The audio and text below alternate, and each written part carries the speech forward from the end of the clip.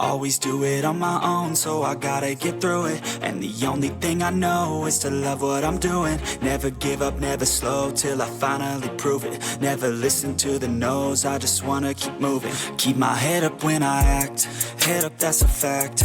Never looking back, I'ma keep myself on track. Keep my head up, staying strong, always moving on. Feel I don't belong, tell my thoughts to move along. Push myself to be the best, die with no regrets.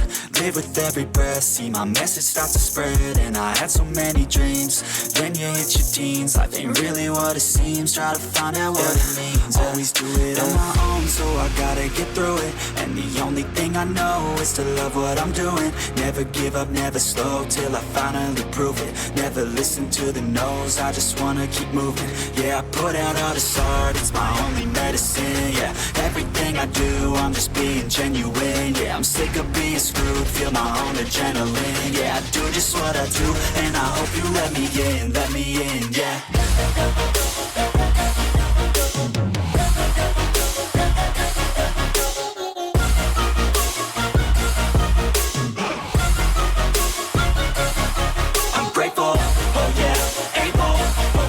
Stable, oh yeah, no label, oh yeah, you know me. I have only a path, I'm lonely, but damn, I'm going to win. I don't want no fake love, I want the real stuff. Everybody listen up, cause I'll only say it once. I'm gonna show you all the path, if you want it bad. I'm gonna show you where it's at, yeah, how you can get it back. Yeah, cause I ain't never done, I'll be number one. Working hella hard until I get just what I want, yeah. Rises like the sun, yeah, fatal like a gun. Shooter's gonna shoot and I'm gonna shoot until I've won, yeah. Always do it on my own, so I gotta get through it. And the only thing I know is to love what I'm doing. Never give up, never slow, till I finally prove it. Never listen to the no's, I just wanna keep moving. Yeah, I put out all this art, it's my only medicine. Yeah, everything I do, I'm just being genuine. Yeah, I'm sick of being screwed, feel my own adrenaline. Yeah, I do just what I do, and I hope you let me in, yeah.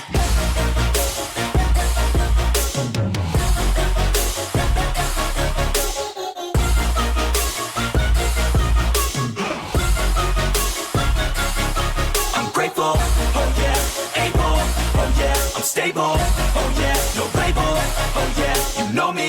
I have only a path, I'm lonely, but damn, I'm going to win, yeah.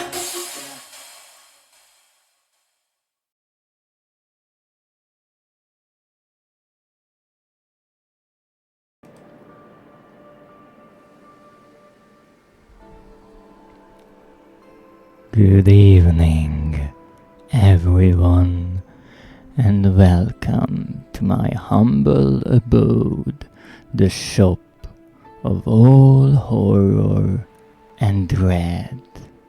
Thank you for joining me today. Please take a seat and enjoy the show, because today we are playing Poppy Playtime Chapter 1. But first, let me greet my wonderful viewers in the chat. First of all, congratulations for the first schmoozer, the 10th time in total, even though, let's be honest, some of my viewers got some freebie firsts when I had to restart the stream, but we'll be talking about that just in a moment. And thank you for the daily check-in, Zav and Schmoozer, and also the care package. I greatly appreciate it. Let me get my accompanying tea.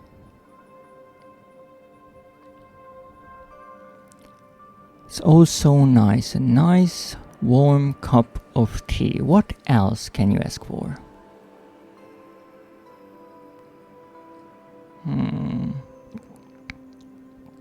Lovely. Now. Ooh, Poppy Playtime. This promises to be fun. Let's hope it will be. But first, before I jump into the game, I want to talk about something rather important. You see, for the last weeks, I've been having some trouble with my internet connection. And at first I didn't quite understand what was wrong, because I've been streaming for more than a year, and yes, I had some internet problems and issues in the beginning, but after a few months I thought I figured them out and I was able to fix them. However, those pesky problems returned. So I tried to look around, check all the hardware, all the cabling, and indeed I found some bite marks on my internet cable. No, my longtime viewers might know that I had a rather... Excuse me?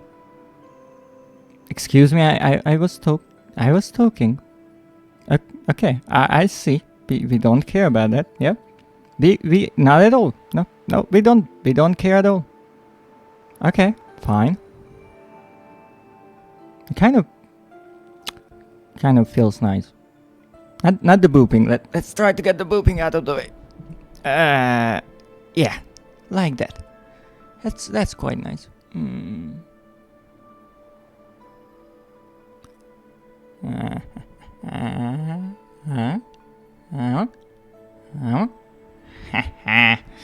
gonna get your finger one day. Now, stop with the booping. Ow, that was my eye. Ow.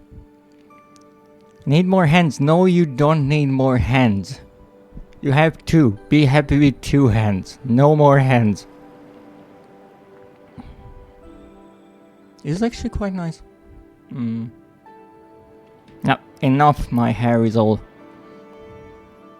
over the place now. More hands? No. Everyone gets 2 hands, except if... well, if you are many things.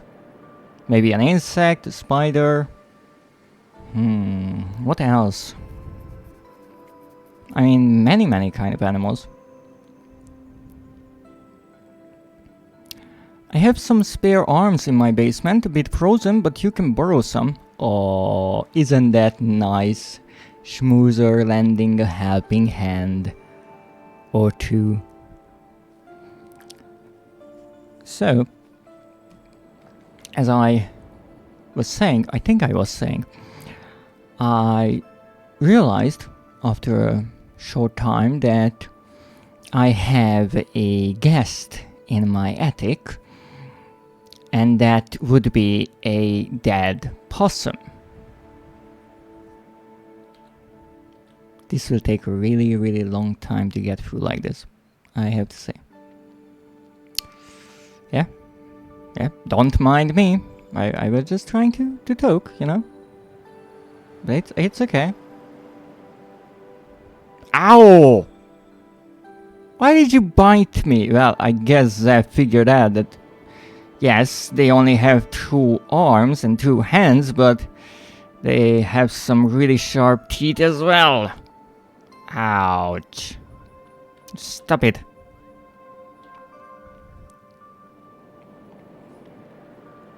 I was right in the middle of saying something. What was I saying? It's crazy. Crazy around here. But at least you enjoy my new redeems. At least I think. Based on the biting. Well, I'm not covering your mouth, so you can keep talking.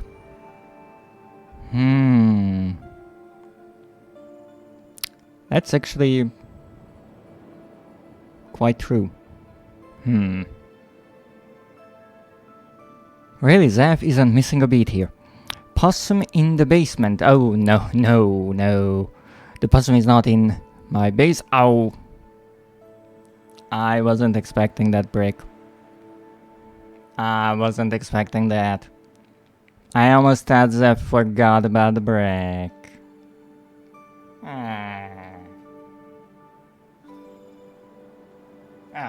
Oh, right. Right, I was talking, right. Ah, oh, that kinda hurt. Got me good with that brick this time.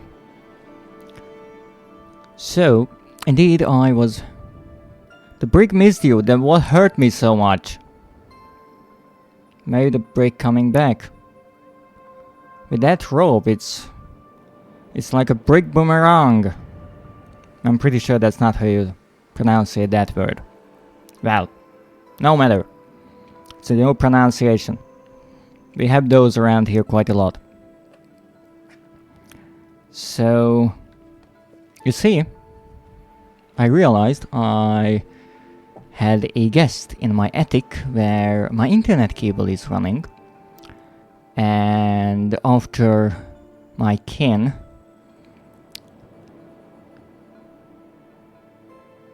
looked around a bit, let's say, ran a short investigation, it turns out it was a dead possum. Quite a lively one, even though it was dead. Interesting, isn't it? But hey, in this forest, really strange things can happen. No, the brick hit. They just emotionally missed you. Oh, how nice, thank you. I missed the brick too. Just not in my face area. But I'm really happy that they missed me. I would honestly prefer if they missed me a bit more.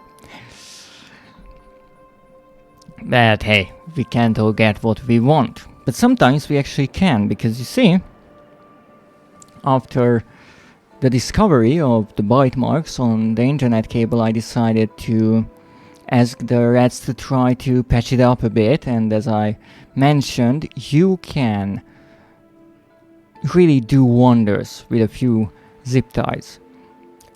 In this case, a few dozen. But there comes a point when there's more zip tie than cable.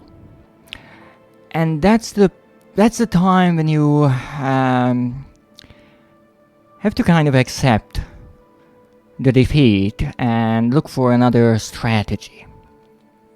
Should have fed the possum more cables, yes, but I needed those cables because that's how I live stream. Well, not those cables, that one cable actually. Because you see, there's a cable that runs from my PC up through the attic onto the roof to an antenna, but unfortunately it was chewed through. Greedy? No. I'm not greedy, I just needed the cable. But it is true that originally, after last week's few streams, I was having more and more troubles, and then Monday, just 2 days ago, let's say it was just terrible. So I had no other option but actually to do something, and my original idea was maybe try to replace the cable, put some metal mesh around it, try to guard it some way. And the interesting little thing is that anytime I asked my kin to look around for whatever crack in the wall the possum can enter through, they always found something and they always patched it up, but lo and behold, the possum returned. Now that the possum is dead, can I live in the attic and chew cables? But you see, the possum was dead before as well. I have nothing to do with that part.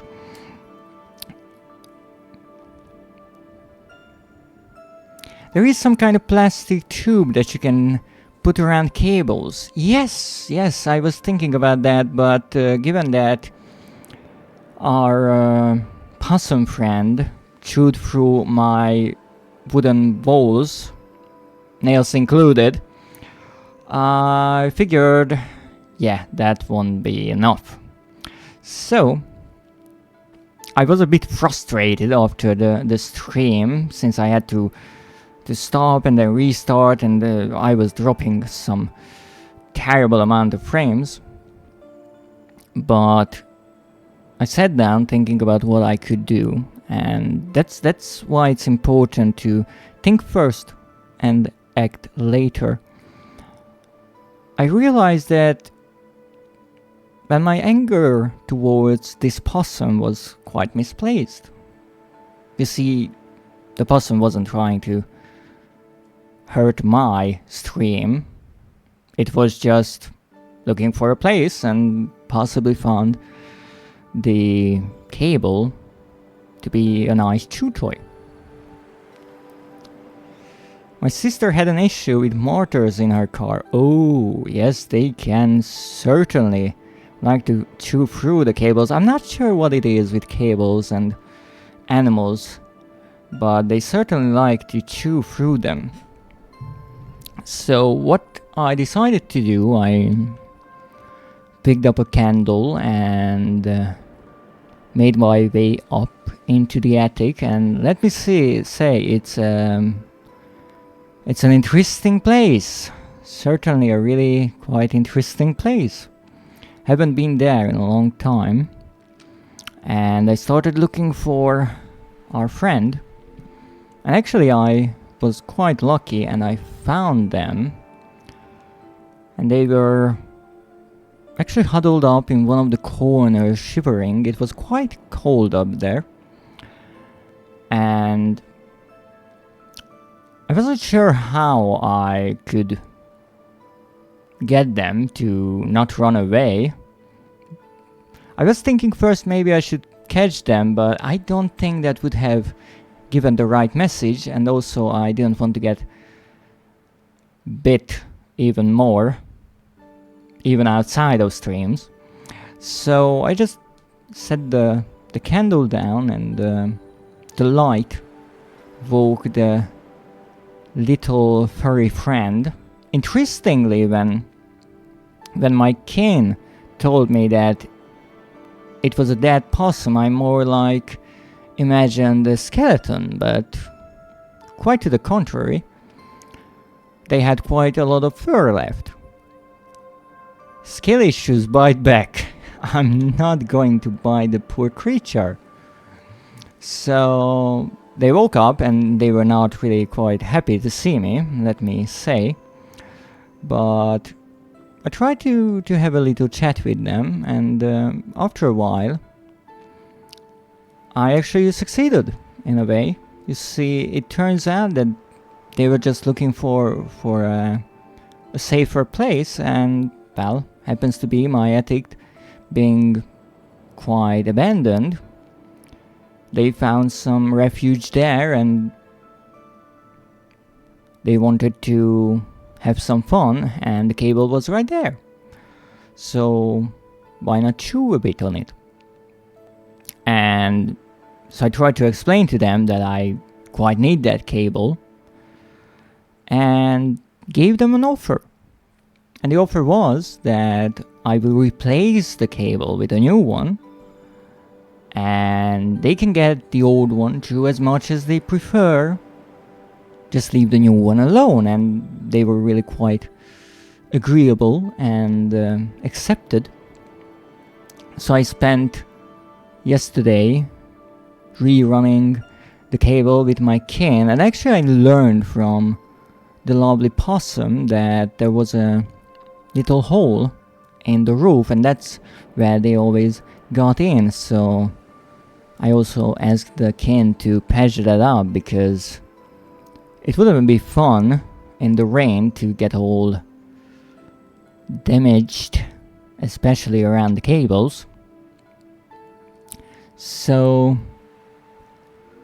after a while we finished with all that, and our possum friend got a bit more friendly, saying that I didn't mean no harm to them. And actually, quite amazingly, the kin got along with the possum as well.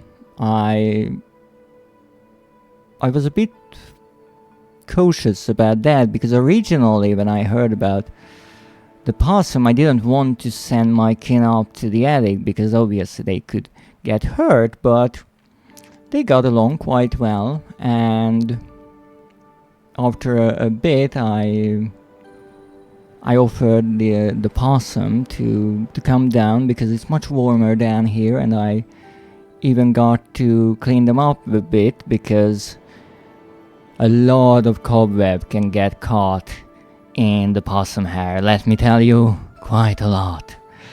So, would you believe that right next to the fireplace right now is our lovely dead possum sleeping with a bit of cable still in its mouth.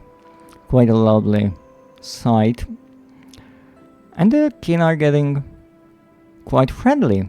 So I guess sometimes it's not about fighting something, it's just making amends. So indeed, after all, I let the possum have the cable, and I guess we have a new friend in my shop. Who would have thought? I still have to figure out how they can get in and out without ruining the roof, but that's for another day. For now, they are enjoying the cozy warmth of the fireplace, and I'm happy with that. More possums. I don't know if they have any friends, I don't quite know them yet, but hopefully soon we will. And while I was telling this little story, I got to test the new cable, and so far it's working, so it seems we fixed an error, and we also made a friend along the way, and hey, the possum is happy as well. At least they seem like. Now, and to answer your question, Zev, can you live in my attic and chew cables? I'm not necessarily sure if you'd like to do that. And also no mortal could enter my realm, even though that begs the question, how did the possum get here? Maybe one day I will figure out that mystery as well. But with that little story, I guess... Oh, you're not a mortal, right, but you live in the mortal realm. And unfortunately, I'm still much too weak to travel between my and the mortal realm, so no visitors for now. Maybe one day. Oh, the Fey realm. I don't remember when I was last there. Well, I still have the same trouble with traveling between dimensions for now, but hey, a little vacation to the Fey realm might be nice one day. Who knows? Who knows indeed. But with that said, I guess the moral of the story is sometimes instead of being angry, just be kind, and wonderful things can happen. As I recently read, or rather heard, a really nice line, it only takes a moment to make someone's day. And that is all so true. So today, let's try to have some fun in Poppy Playtime. Now, Schmoozer said that this is promising, and I have to say I don't know a lot about this game. how I got the idea to even play this game is when I was playing Fortnite during the Halloween event. The lovely character here noted I will say nothing. So this lovely character appeared in Fortnite as a crossover, and I even said that I don't really know them. I think they are from a horror game that I never played, which actually doesn't narrow it down quite enough. But after that I made a quick search and I learned that it's kind of a game series, or rather one game divided into chapters, and the first chapter I do believe is free on Steam, and it's part of PlayStation Plus on PlayStation. So I decided, why not, let's try it out. This is chapter 1. There are a total of, I do believe, 4 chapters so far. The first one released in 2021, the second in 2022, the third one, now, will you guess it? In 2024, exactly. And the fourth one just earlier this year, 2025. Now, I don't know anything about the story. All I know, it takes place in an abandoned toy factory or something like that, and I'm assuming this fuzzy blue creature is Poppy? I'm not sure. But it kind of seems to me like a mascot horror game, like Five Nights at Freddy's. I'm not sure how much that is true or false, we'll see. I just watched 3 people playing it, and I would say it's kind of straight.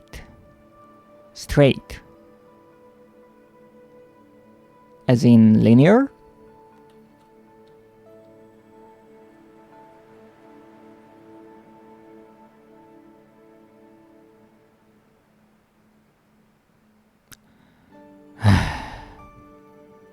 I thought people would like this redeem. I didn't quite expected this amount of appreciation, but I'm happy. It's a nice head scratch of sorts.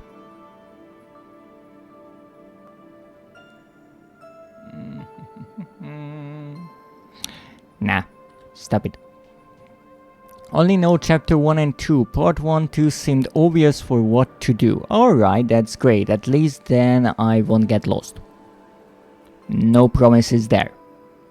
I can get lost anywhere. Now, something that is quite interesting about this game that I realized, it has no platinum trophy, which is odd. But again, it is supposed to be a kind of free game, except on PlayStation it isn't, which is kind of odd to me, since I understand that PlayStation doesn't like free games that include multiplayer, because by the rules of PlayStation, free games, even if they include online play, does not require or do not require PlayStation Plus subscription for the multiplayer. So that's why many multiplayer titles are, even if really cheap, are priced on PlayStation rather than releasing for free. However, with this game, I think it's only single player. That's okay, I like to see different approaches. Yes, let's get lost in the obvious linear map. That's a new approach. So let's see what this is. Let's see what kind of game this is. So this is Playtime CO, the company, and I guess this is their abandoned factory. Mob Entertainment. I'm assuming the developers. Select the language, English, please. Poppy Playtime. What a nice and colorful menu. Let's see the settings. Music, sound, yes, I would like subtitles. Toggles subtitles for cinematics and VHS tapes on and off. Indeed, this is a kind of retro game. I would say takes place somewhere in the 80s, 90s, so we have VHS tapes and all those retro gadgets. Display, gameplay. Yes, I would like the tutorial prompts. There are still ways on how you solve the puzzles, different approaches. Oh, there are puzzles, nice. Sprint controls and crouch controls, alright, we'll see about that. Oh, this is really quite interesting. Most games include a kind of image of the controller, not here. So we jump with X, pretty straightforward. Crouch with the circle, interesting. Sprint with the left analog stick. Interact with the square. Fire left and right. I'm not sure what that means. With L2 and R2, the triggers. I have to say, this game certainly doesn't use all of the buttons. Apply setting, yes, I would like that. Well, let's go. Chapter 1, A Tight Squeeze. Indeed, the first chapter is titled A Tight Squeeze.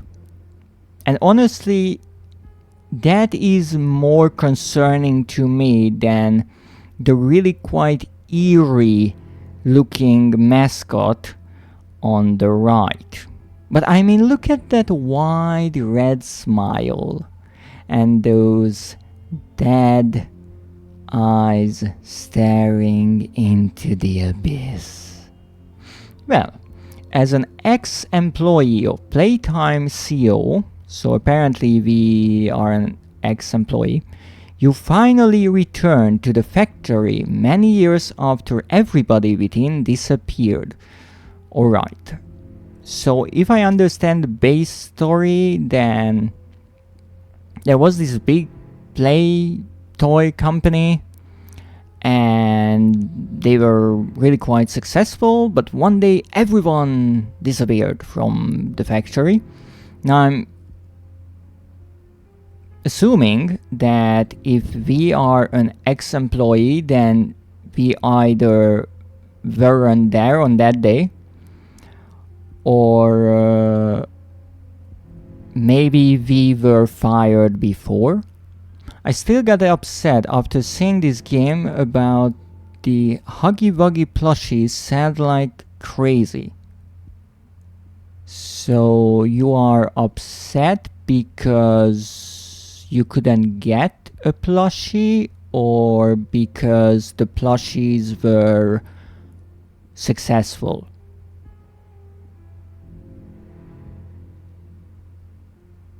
I'm not sure. But let's take a tea break before we jump into this.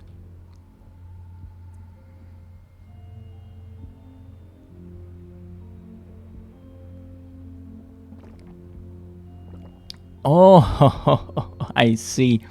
Because the plushie is connected to a horror game and I see children having some... Oh, yes. You see, that is still a bit off-putting to me, how horror and and kids entertainment sometimes meet. One of the best examples I can give is actually Fortnite, because you see, Fortnite is a game for kids. Now, I think if you really look at the ratings, because, well, you are shooting at each other and all that,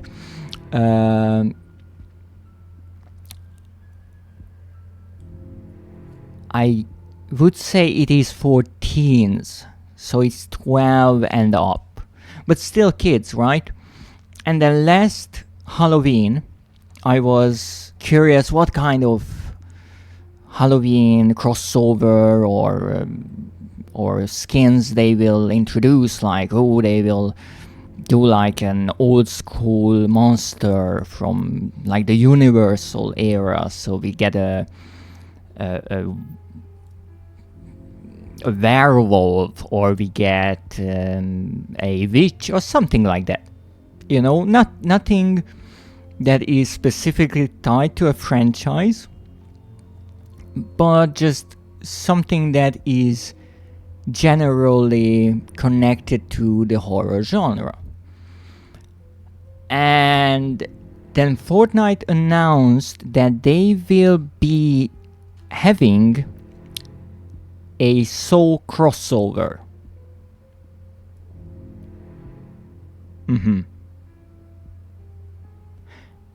And as much as I understand that, yes, you put the little Billy doll in Fortnite, and there is nothing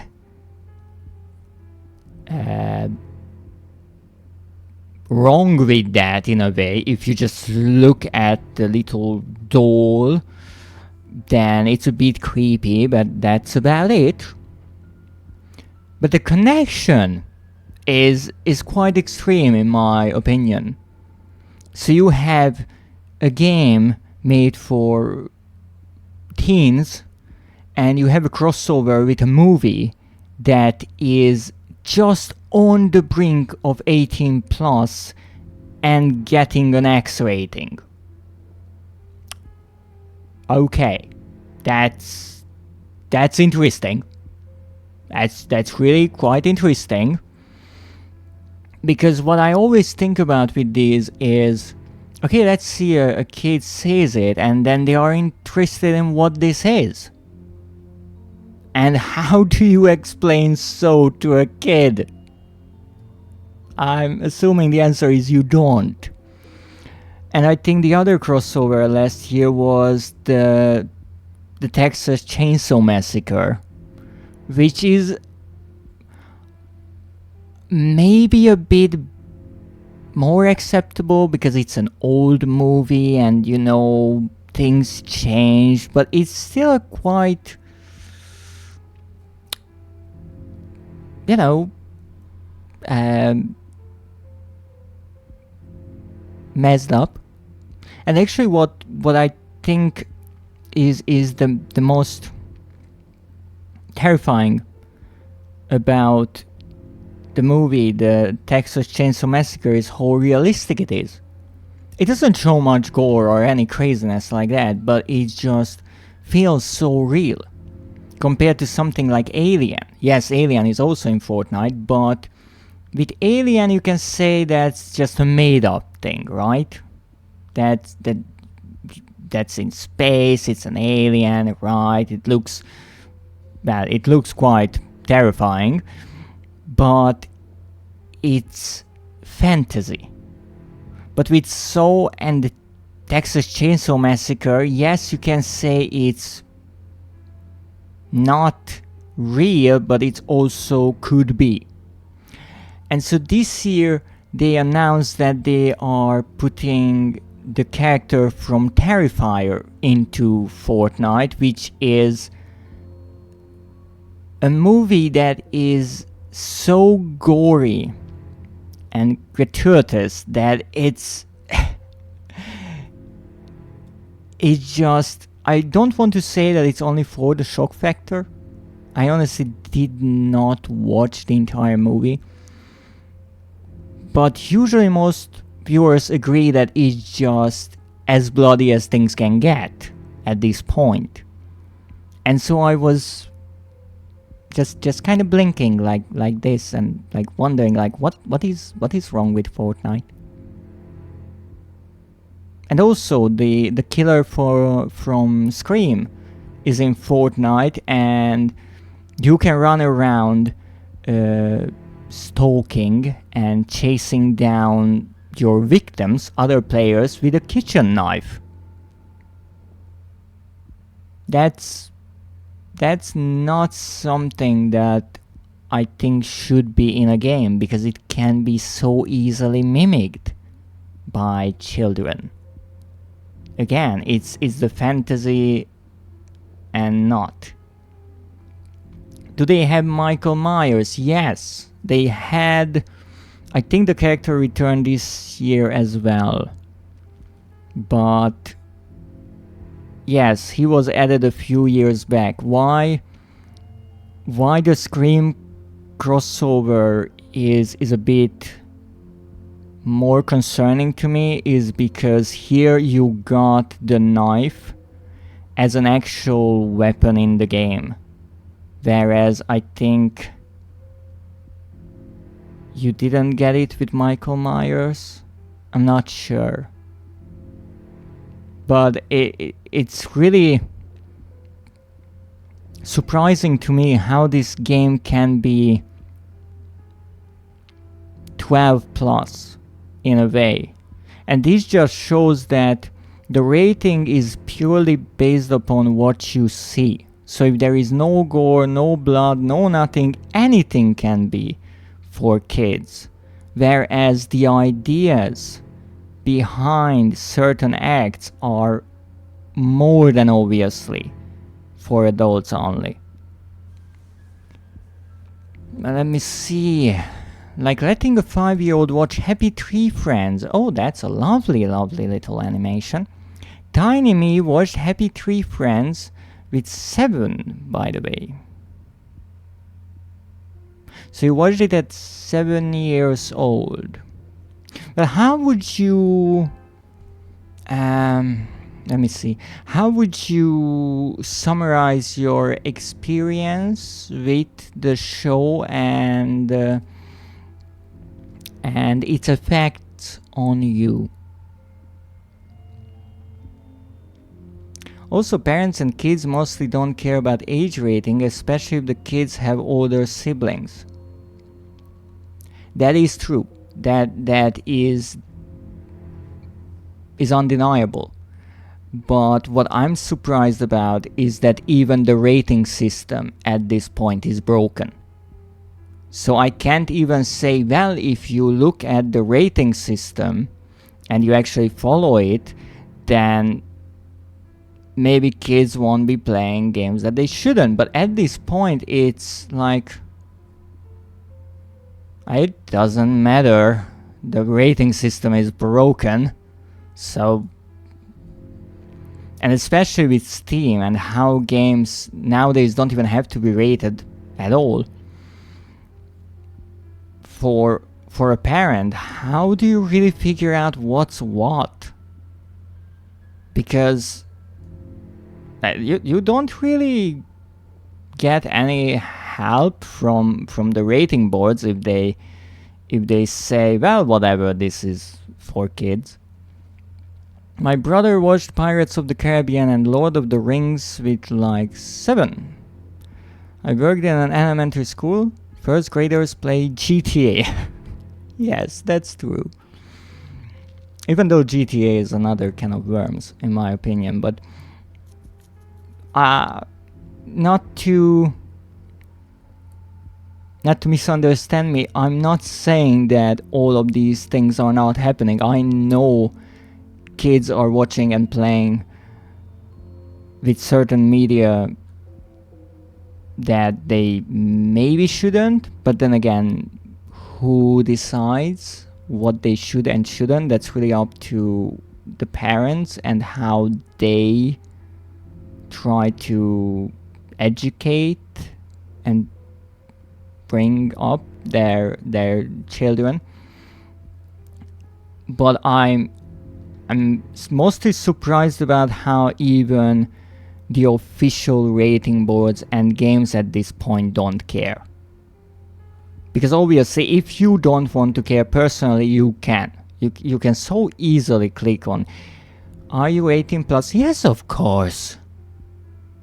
I guess, if I could read, obviously, like,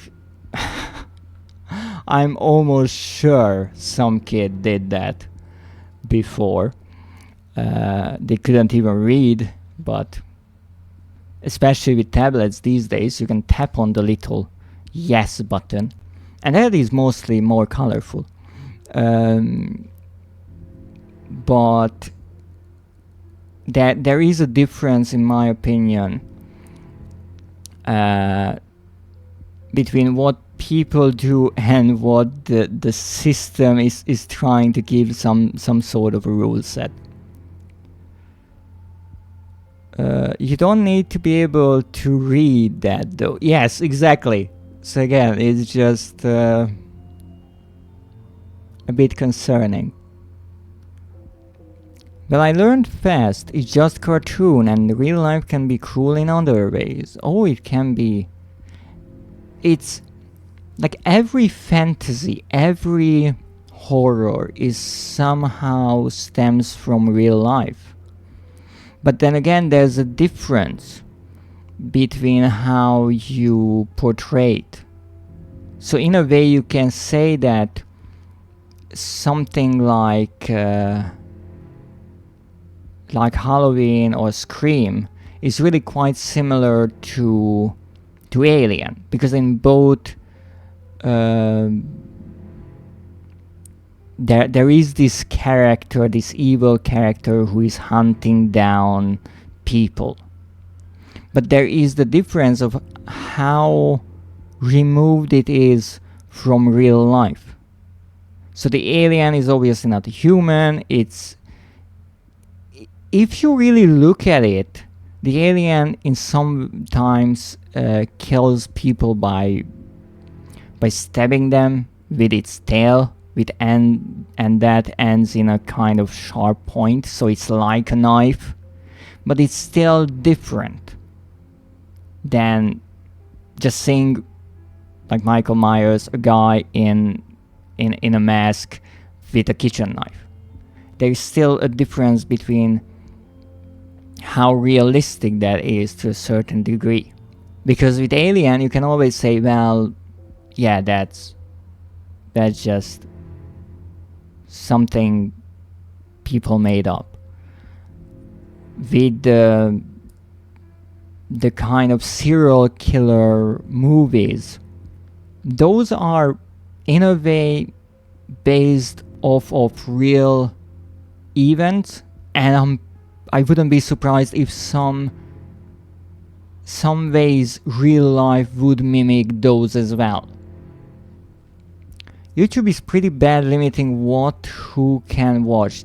That's true. I know there is this for kids part of YouTube that I never visited. But then again, I know that YouTube had videos on it that were not at all following its rules, and it still wasn't deleted, because there is this interesting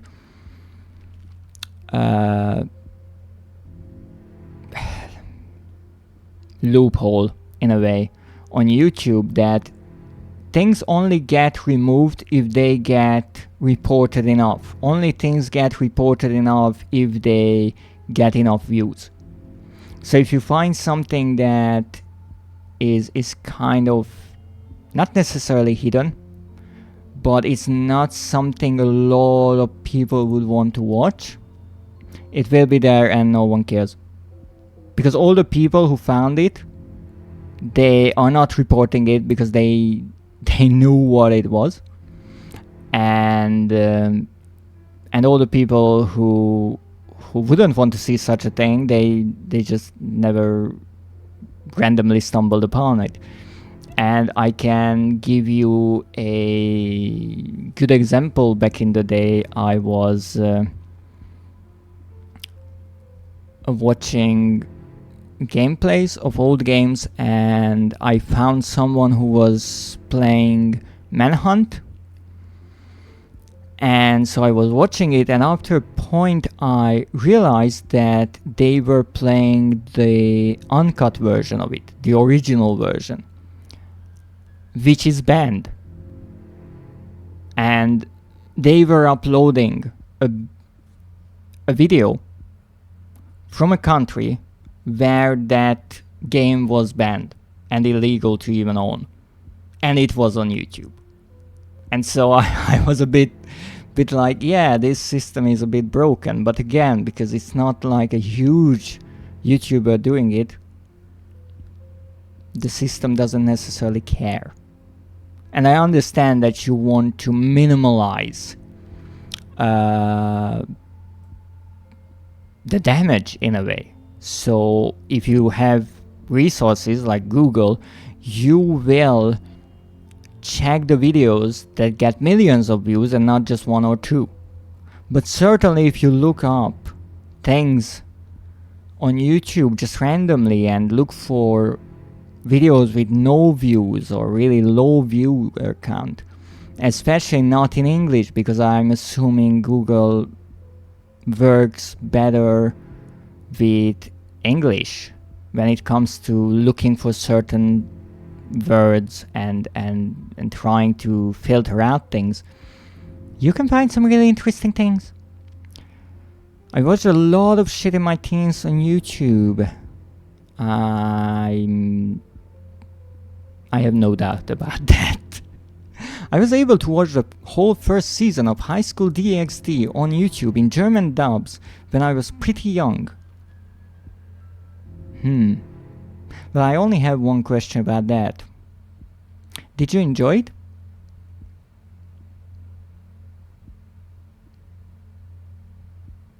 I'm not sure about the German dub, but the first season was nicely drawn.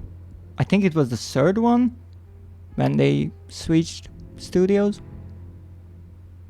Yeah, I think. Oh no, maybe it was the fourth.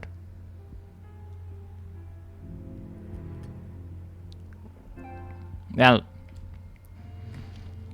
I guess enough of my ramblings. Let's go and give a high five to our fuzzy blue friend.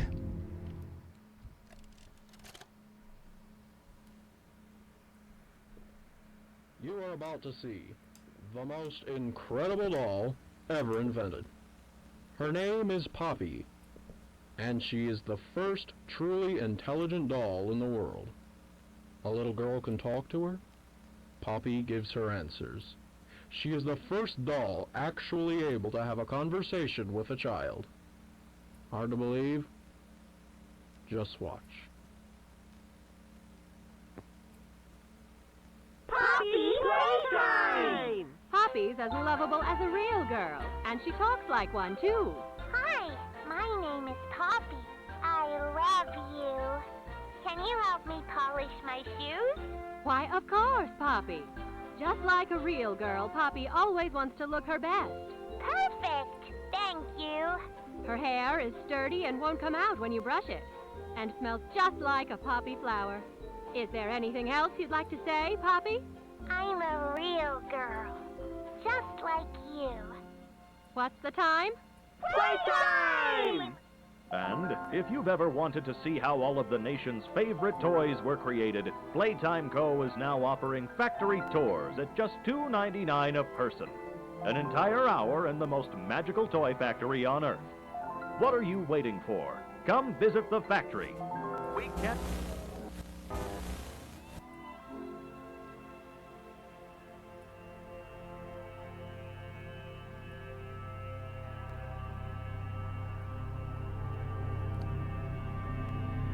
Poppy Playtime.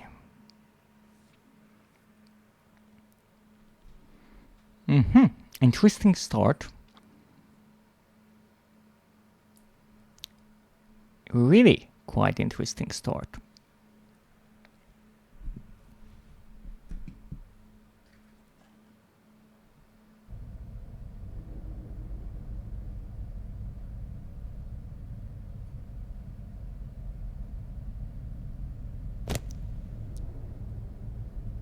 So I'm assuming, let me actually stop here for a moment.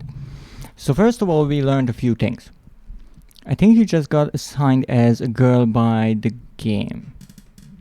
I'm not sure, because here's the thing. We learned something quite important. Poppy is this girl doll and not the blue furry friend that I thought. And again, I can right away see how a commercial like this could be creepy in a way, how the doll says that she is just like a real girl, right? And how she is so lifelike. And obviously with the shots from the factory, seeing those molds of the head with the empty eye sockets painted bright white and just waiting there, it's quite unsettling. And I guess the idea with dolls and why some people find them especially unnerving is because of the uncanny valley effect of how they mimic something real, a real person. And they are lifelike to a certain degree, but they are not quite right. And with horror movies, obviously Chucky comes to mind, but here we have this quite nice doll. And I have to say, one thing that I I find a bit funny about it is how in the commercial they say that even if you brush her hair won't come out. And I'm not sure why that is necessarily a thing that you want to mention. Like that happened before, just dolls going bald. That's not a good look for the company, but it's an interesting idea. And I think herein lies the trouble that Schmoozer mentioned, that certain toys and media created for children are a bit creepy if you look at them as an adult, or even just odd. But they are made for children. And so the creators have this mindset of what children like and how they will look at it. And I do believe in this idea that something, if you present something to a child or an adult, they will see it so differently. That's why I always feel that it's a bit silly how certain people say that, or a kid shouldn't see someone in a bikini or something. And I always had this response that I understand the concern there, but I don't think a child would much care about someone in a bikini, because only once they reach a certain age, they start to have certain thoughts about such. For a child, it's like, yeah, people are on the beach, they are in bikinis, makes sense. I want to go swim. That's the logic there. And so here you take these dolls and toys and you turn them into horror because you present them to players, but you are twisting them in a way through the eyes of an adult. And that works. However, you are still working with something that is, in appearance and really in its entire concept, is created for kids. And so I understand that for someone it could be odd that maybe you play this game, you know that there is this creature, it's horrifying, all that, and then they make a plushie out of it, which makes sense because it's a furry little thing, and then a kid would like it because its design is obviously based off of toys for kids.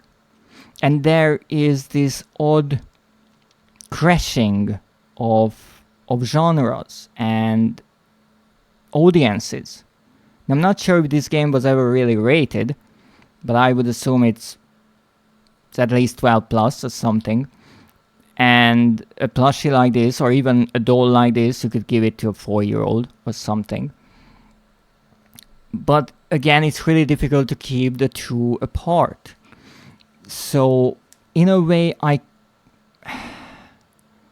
could understand some people buying these plushies for kids, and sometimes even without knowing the franchise behind them. But as long as the toy, the product itself isn't creepy or isn't showing its horror roots, I would say maybe it's okay.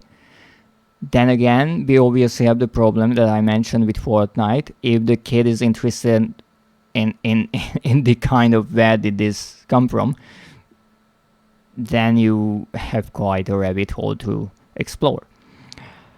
But apparently, back to the game, we got a message, a letter, that we had this nice little screenshot of from the factory saying that everyone thought that we, I'm assuming the employees, disappeared, but we are still here and come and find the flower.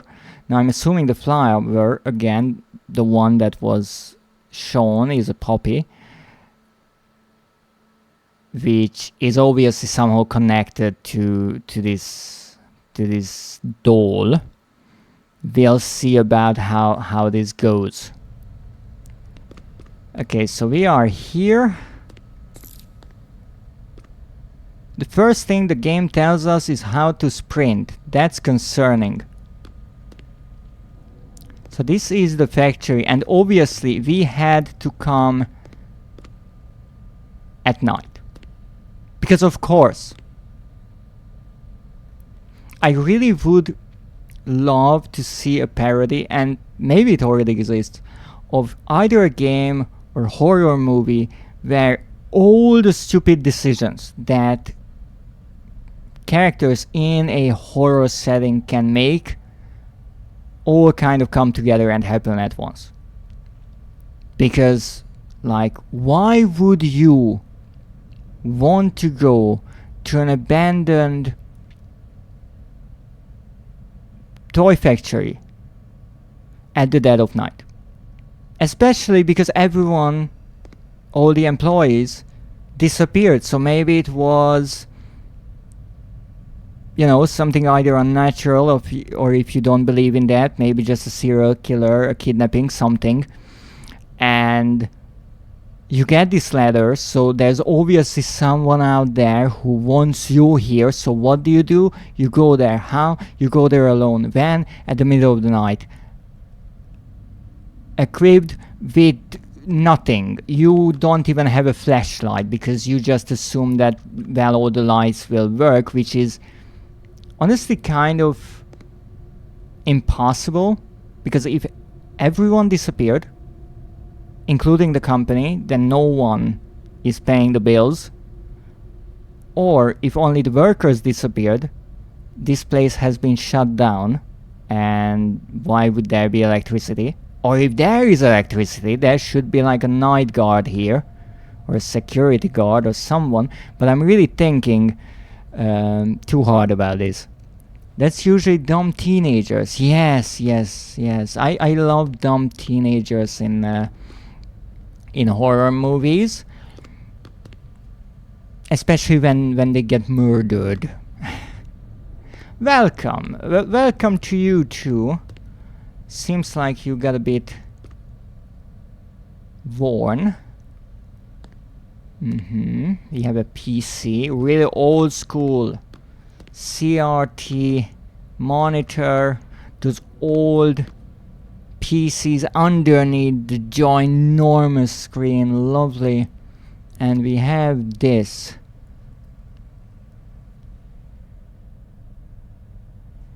Light Pierre what? Closing? Okay, so I picked it up apparently. But I had no indication that I can actually interact with that, so I'm assuming we will try to interact with everything. I can't turn on the PC.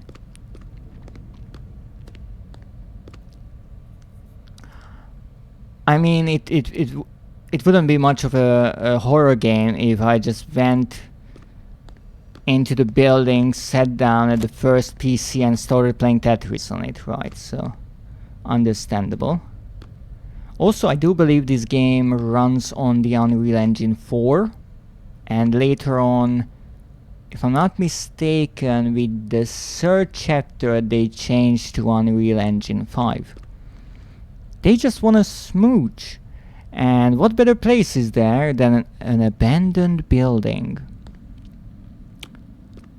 With slashers, that is kind of the trope, and if you want to write just a silly horror story, working with stupid teenagers is really quite easy, because you can make them do stupid things and just explain it by saying, well, they are stupid teenagers, right?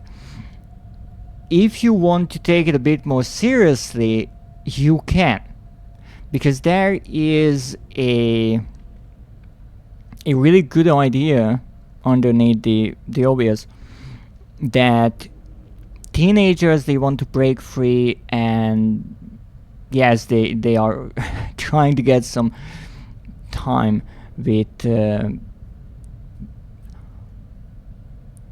some other individuals. And there is something exciting about being in a place where you shouldn't be, right? There is this added excitement of breaking into somewhere. Add some alcohol to that mix, yes, and then you don't even have to really explain anything. Howdy, Ling, how are you doing? As you can see, I'm playing Poppy Playtime. Welcome Center. Yes, this is the Welcome Center. Oh, thank you for the daily check-in. I am sick but working like always. Aww. Poor Link is sick. I hope you get better really, really quick, but what if I can ask, working like always means that you are working wherever you are working, or you stayed home and you are working on something from maybe the comfort of your bed? Because I would really hope that you can get yourself at least a little bit of break. Guess who's back? Welcome back, Schmoozer. Get some rest. I am physically at work. Now you see, because you worded it like that, I'm assuming that mentally you are somewhere else. And then I will go home and work. It's interesting that work can be a place where you are and also be something that you do.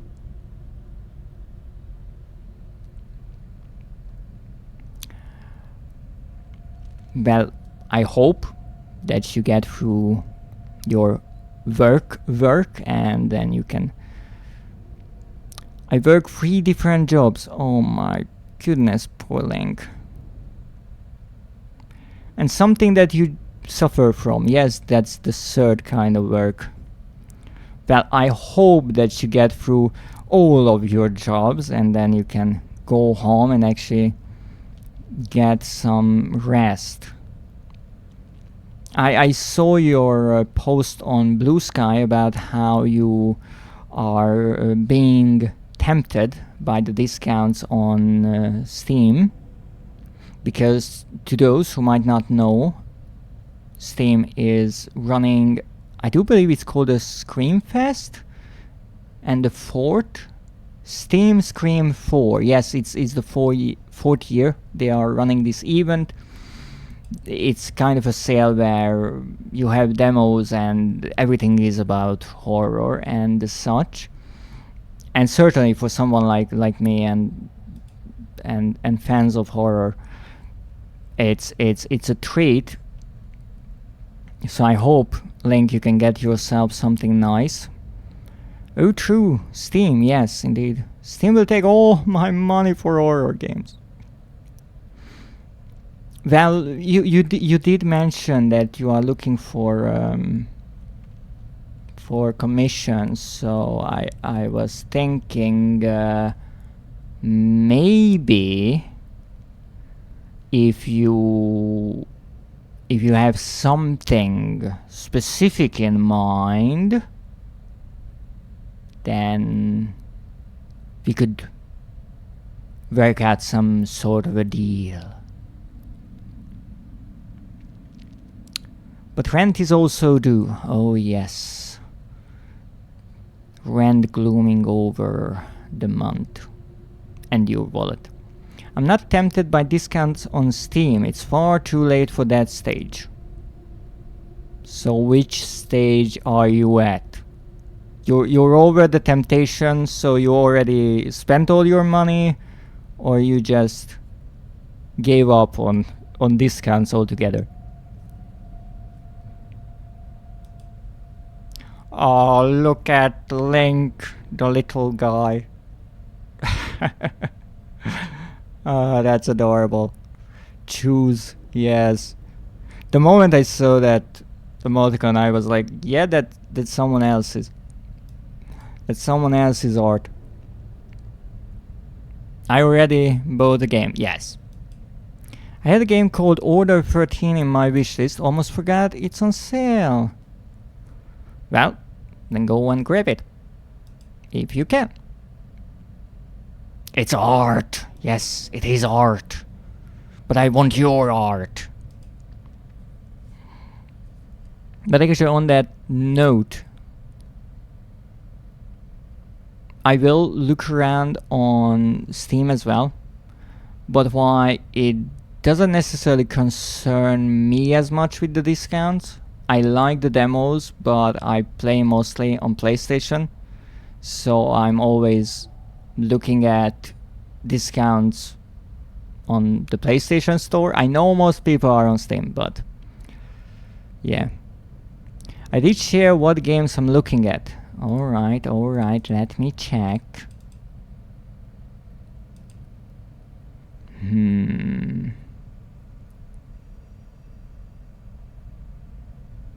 Well, actually, I'm not sure how you feel about the Epic Games Store. Some people like it, some people hate it.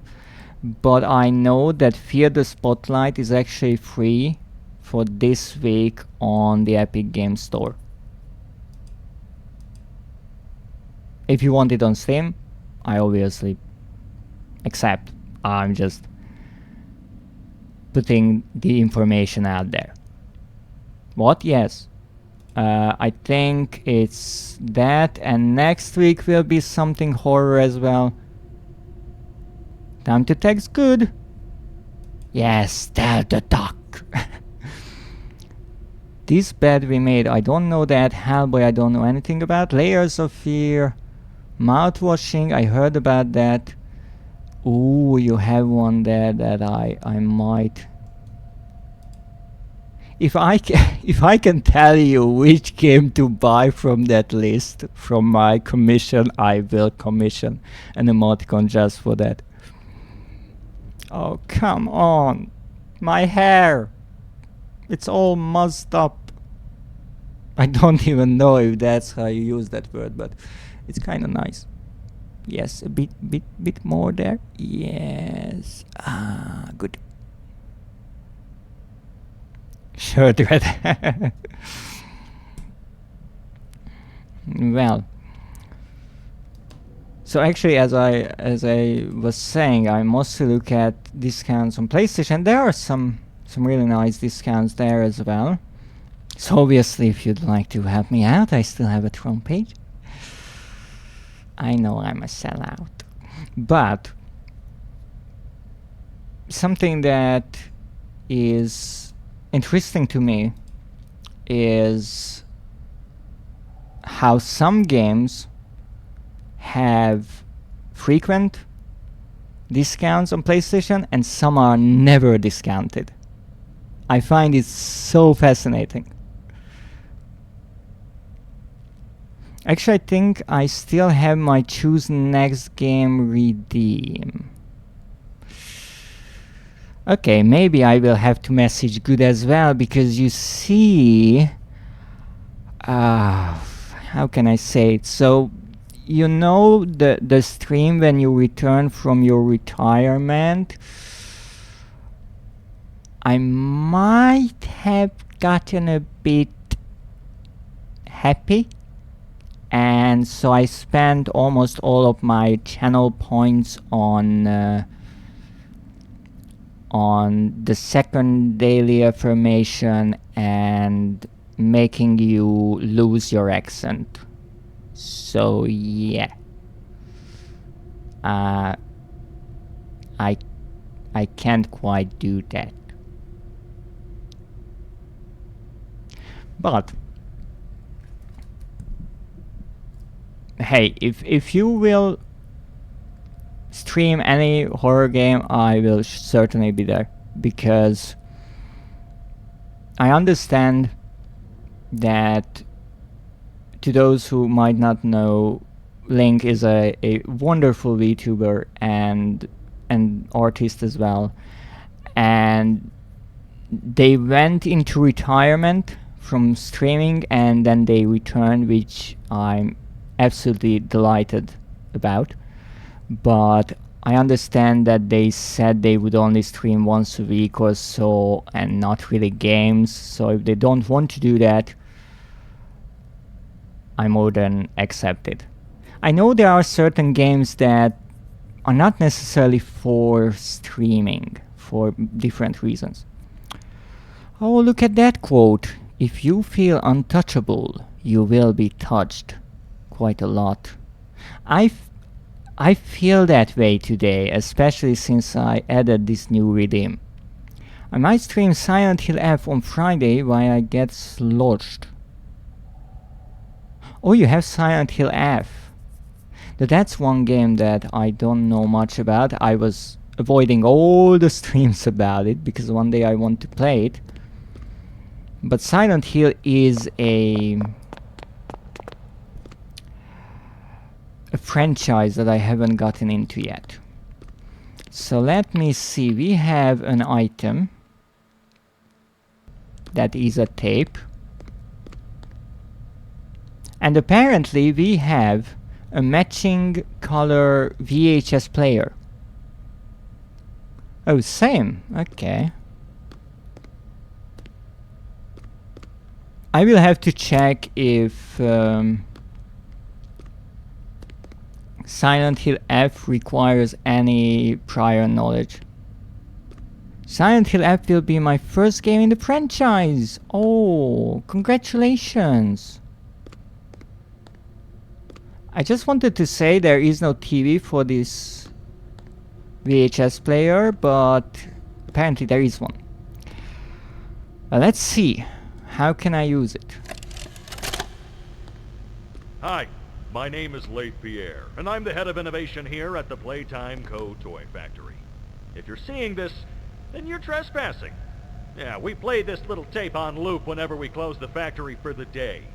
So, trespasser, just to make you aware, while we pride ourselves primarily on our high-quality toys and excellent child care, we also pride ourselves on our security. For example, this facility is full of hidden motion triggers, which, once set off, will turn on the factory's emergency alarms and directly contact the authorities. And that's one of the more tame aspects of our security system. No spoilers. So, you've got my warning. It's not too late to turn around. I just hope that you're certain whatever you're doing is worth it. Okay, that's not menacing at all that they have a tape like this. But given that the factory has been shut down for a long time... Oh my goodness! Look at that! Look at what our friendly toy is saying! Welcome! So, I don't think this is necessarily still true. All the motion triggers and such. Okay. Okay, I'm not alone. Okay. I'm not alone. Fine. Fine. That's good. Well, maybe the motion triggers are still active then. And that was one of the more painful ways, or as the person said in the video, less tame ones. Oh, congratulations then for your 5 stream streak. And also, I find it amazing that Link redeemed the Think of the Children redeem. That's quite fun. Lunch break over. Bye, Goose. Thank you for dropping in. Good luck with your work. So let's look around what we have here. What's this? That's a toy. Also, why is this game so darn dark? Because maybe he said if you're watching this, but I couldn't see a freaking thing. Like Braun. Eat healthy. What's that? Playtime CEO cafeteria recommends a daily intake of 4,000 calories? Am I reading that right? Isn't that a bit much? Maybe not for kids. What was that sound? Open the door. Okay. Who's sewing here? So this is like a toy shop. Oh, wait, that's the train. Okay. Boogie Bot. Ooh. Alright. Warning, choking hazard. That's always good to see on a kid's toy. Huggy. Why are these ripped open? Maybe someone got in here and stole all the toys, but then why didn't they take the boxes? I'm sure they would worth more. Candy cat. Ooh. Does that mean it's a cat made out of candy? I'm not sure if that's the right message to give to kids. If you lick a cat, it will be sweet. What the heck is that? Another one of those toys, I'm assuming. Cash register. Why did I come here? Never mind, we will figure it out. I just really hope I will get a flashlight. Later or sooner. Well, I can't quite find anything here. And I have to say, the Unreal Engine really shows here with the lights. I don't want to go through these because I'm worried that I can't go back, even though I can jump. Why are there leaves here? Oh, that's a leak. Alright, what's this? To interact. So I guess there will be a puzzle. Poppy wants to play! Okay. Is this a door or just a plank? Because everyone leaves. Oh goodness. Okay, let's look around. It's dark. I think that those are pieces of a doll and a robot. Maybe they got into a fight. That's a blue handprint. So we need like a blue key or something. Okay, can I go back? Yes, I can. Wondrous. But I guess we have our first puzzle of the day. Is there something here? Because I honestly cannot see it. I guess that's my first problem with this game. It's bloody dark. Even though that's kind of a reoccurring thing with horror games. Security. Gift shop. Yes, makes sense actually.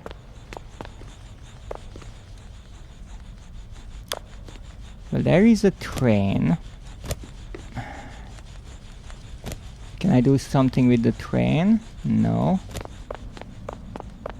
By the way, I'm running because you can toggle the run, so I'm just running infinitely because apparently there is no stamina. Okay.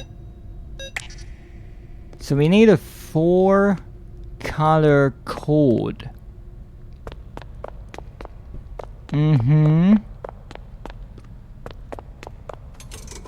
4-color. Well, that's blue. Oh, this will be lovely, I can already tell you. This robot is green. Now, if I look at the ground, it's red, yellow, blue, and that's about it. I can't quite see anything in there.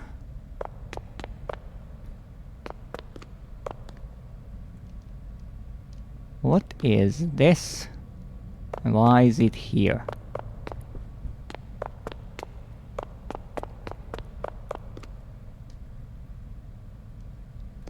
Nothing that I can interact with. Alright. Oh, that's just the light.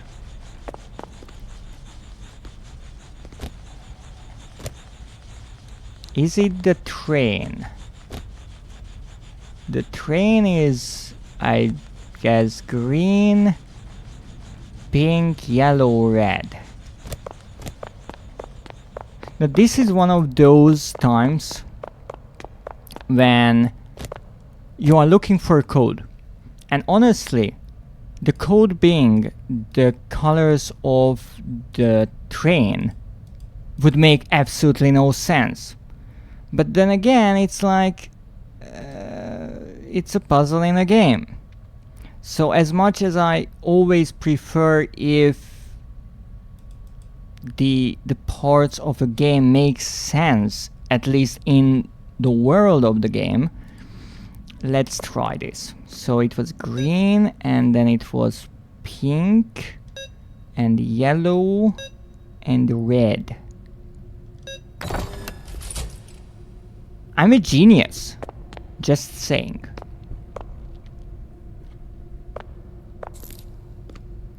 To pick up an item. You're only saying that now? Grab pack training. Where is the head and the tail of that dinosaur toy? Kinda looks like a dinosaur, I'm not sure. Good job, thank you! I figured out a really simple puzzle, but then again, why these puzzles are always tricky in a game is because if you are using pure logic, like what can be the security code be, right? And here we have 9 colors, normally you have 9 numbers, doesn't matter. The thing is, you would look for a security card, a note, a document, a sticky note on a computer, whatever. This doesn't necessarily make much sense. It can be like an inside information that maybe the security guard always forgets and then makes the code into the color of the train so they can remember, and it's hidden in plain sight, which is okay. But then you would need normally some sort of hint that you need to look there. What I did here, as much as it works, it's somewhat unrealistic because I know I'm playing a game, and so I just look for whatever colors I can, just like I did with the floor. I was looking at that and I said, okay, what kind of colors we have around, and what is a color combination that has an order, because let's say here we have yellow, red, blue, and white. What order? Is the order important? If yes, then the train works better than these colors on the walls or on the floor or wherever. And so the tiles are not as logical of a choice. But this is the difference with a really simple puzzle like this. You can get away with it and it works and it's fine. If you're really trying to make a serious, long, complicated game with puzzles, I prefer if the puzzles are based on real things, because without any logical connection between like the colors and the code, you can get stuck here for hours. So this is kind of the gamer mindset. And again, I'm not saying that the game would be any bad, because obviously the developer made it for players, and people who played already these kind of games, they know, okay, we're looking for colors. But I always look at horror games like horror movies and books and all that to have that realistic touch. I always like when whatever fantasy you are creating, it has its roots in realistic settings and ideas, and you use logic. I would never thought of the train. Really, that was in a way the obvious choice, and props to the developers. They made it stand out because, again, it's an audio-visual thing. It moves and it makes a sound, so right away it catches your attention. Now, what I'm curious about, I lost my green tape, right? My VHS tape. Now I have a blue one. Can I use the blue one in the green player? Now, these are actually called, I do believe, VCRs, video cassette recorders. Apparently they are color coded here, which would make in a way sense. It's silly that they have a player in every room for a different tape, but if you already put a tape into the player, then you would need to take it out, and then you have trouble with the inventory. This way it's easier. And also, really important, my dear trophy hunters in training, if you have to find the tapes, let's say they are important or collectibles or notes or whatever, if you miss a tape, well, you don't know if you missed it until you find maybe some kind of statistics, or you just don't get the trophy. But then you obviously have to know that there is a trophy. This way, because they are connected to something else, right? Their are the obvious collectibles, the tapes, they are hidden, but the players are not hidden. So if I find, let's say, a pink player, but I don't have a pink cassette or VHS, I can look around for it. So it's a hint that, hey, you missed something. Maybe you want to go back, and that's really nice. The trophy hunter in training made me smirk. Look. I know that it's silly, but again, I'm a monster. And I like to corrupt just a tiny bit. So it's always ever so heartwarming to me when I see people who watch my trophy hunts start to look for those trophies the same way. And as far as I noticed, some of my wonderful friends around here started to check the achievement lists on Steam and maybe replaying some games only for those. So I can say that my charms are rubbing off on people.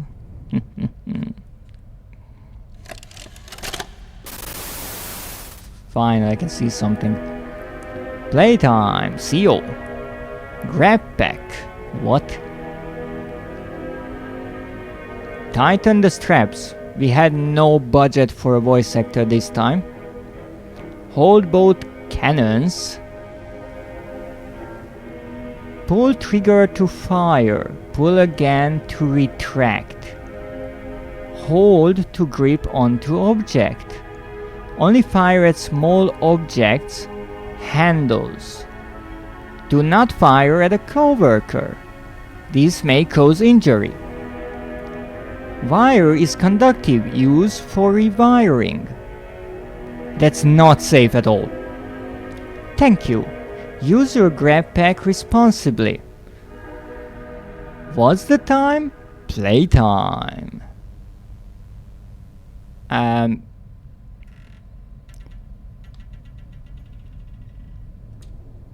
Okay, so in theory I can rip off someone's head with this.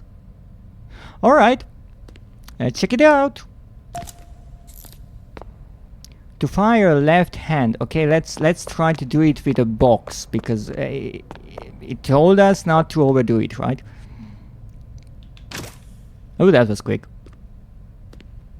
Oh, and the little circle around the cursor is how long the wires are, which is really odd to me how it says wire.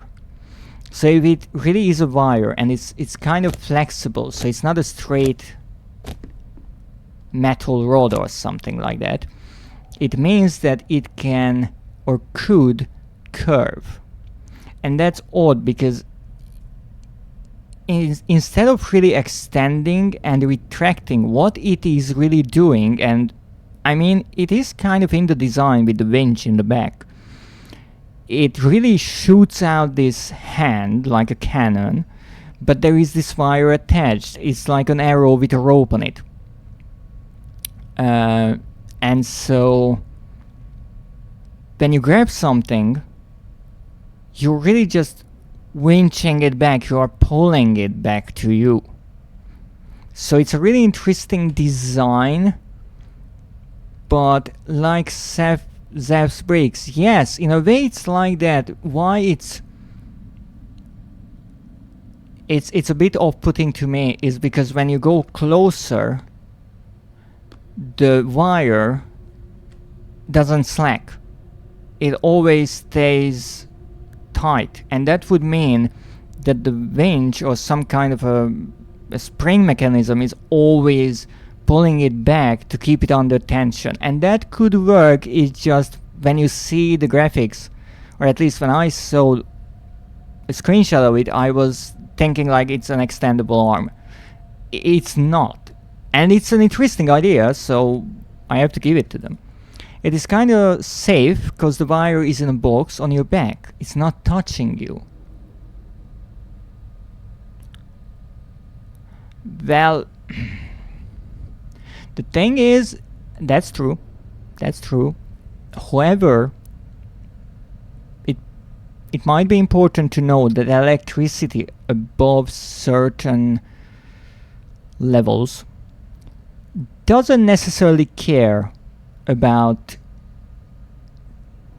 whether or not it is touching you, because if I'm not mistaken, with certain high voltages, the electricity can arc. It can jump from one thing to another.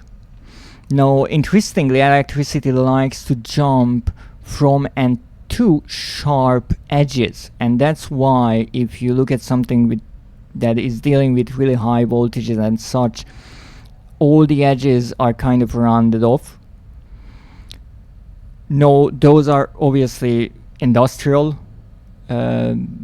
equipment and such. Here with kind of low voltage, it could work. It's still really dangerous because the wires themselves, as the video showed, they are not insulated. So it's not only their ends, the really grabby hands, that are able to conduct and then let the electricity pass through the wire.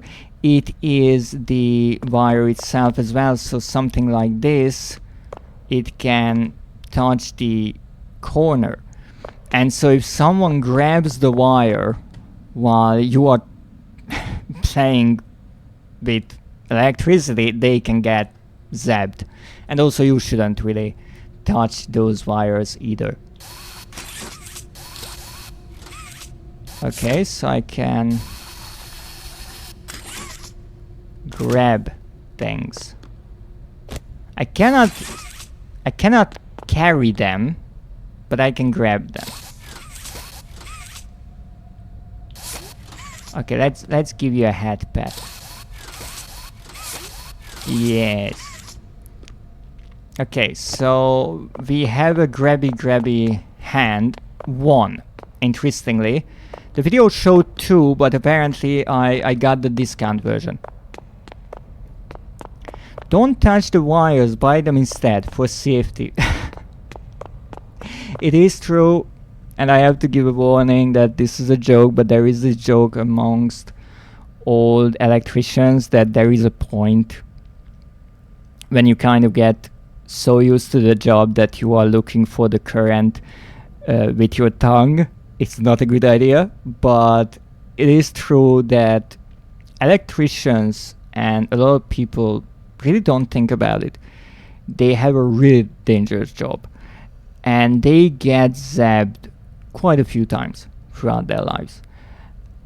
And electricity is really fascinating to me because it's one of those more, I would say, modern parts of nature that people are less knowledgeable about when it comes to like the average Joe.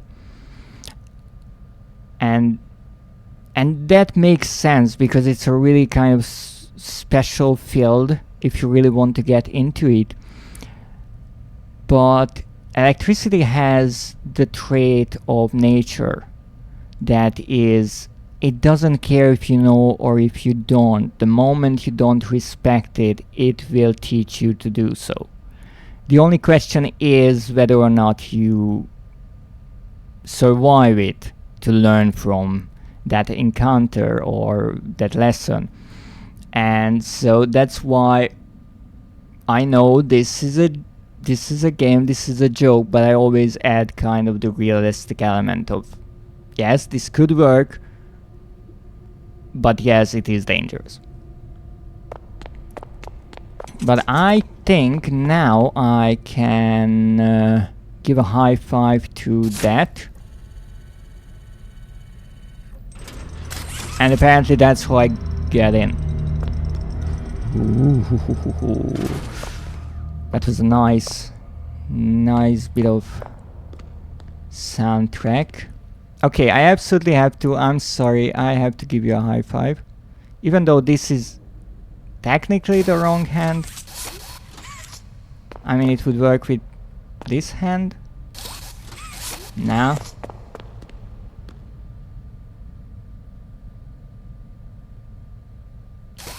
Oops your nose. Now, let's see what we have. Oh, finally. Huggy. Oh, okay. So your name is Huggy, apparently. Huggy Wuggy, or Wuggy? 1984. Playtime CO has designed hundreds of distinct toys, but none connected with people more than that of Huggy Wuggy. Our founder, Elliot Ludwig, aimed to create a toy which could hug you forever. As is always true, Playtime CO's 4-step process to create the most lifelike toys was a success. Well, what does the button do? With a bit of string and polyester, our lovable blue ball Huggy was brought to life. Huggy Wuggy has gone on to be Playtime CO's most popular and best-selling toy so far. Again, there is the somewhat, what would be the right word, menacing addition to this sentence, how it can hug you forever. But this game actually brings up a really interesting topic that I really know nothing about, and that would be toy design. Because designing a toy is difficult, and again, if you look at this thing, it doesn't look that complicated in a way. But someone designed Huggy, and obviously in the game's world it was someone from the company, but in real life it was someone from the developer team. And it's really simple, but it has a really distinct shape. You remember right away. It's colorful. Everything has a distinct color in a way. So overall it's blue, but the hands and the feet are yellow. There's the big wide red smile. And it shows that it's a good design that right away you remember. Colorful. What does the button do? Or is that just a holding?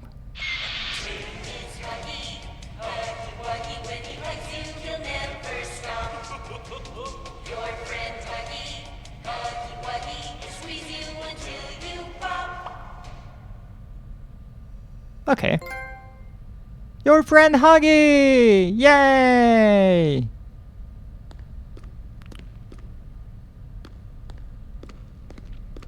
And that is the company's logo, Playtime CO. Okay, well... what does that say there? Perfect for all ages. Yes, who wouldn't want to get hugged by Huggy? Wait, I just realized. Oh, it's Huggy because they hug you. Oh, goodness. Okay, yes, I kinda missed that. Power. Yes, I think we would need power. Never mind, who needs power? Cafeteria. Okay. I guess I will need a hug later on. Like the Brontosaurus is called Bron. Oh, actually thank you for pointing that out. I kind of missed that in a way, but yes, it's simple but it's charming. I like it. You look interesting. Innovation. Is there a door here? I think there is, I just can't see it. I like the bee cat. Yes, it's an interesting creature, that's for sure. Testing. This is closed as well, but they are all closed with different colored doors, or rather the glass is tinted with a different color in each door. And I think this is the robot.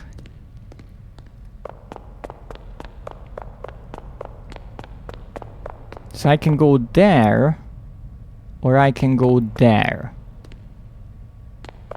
I'm not even sure what is here. Because I can't read it. It's so darn dark.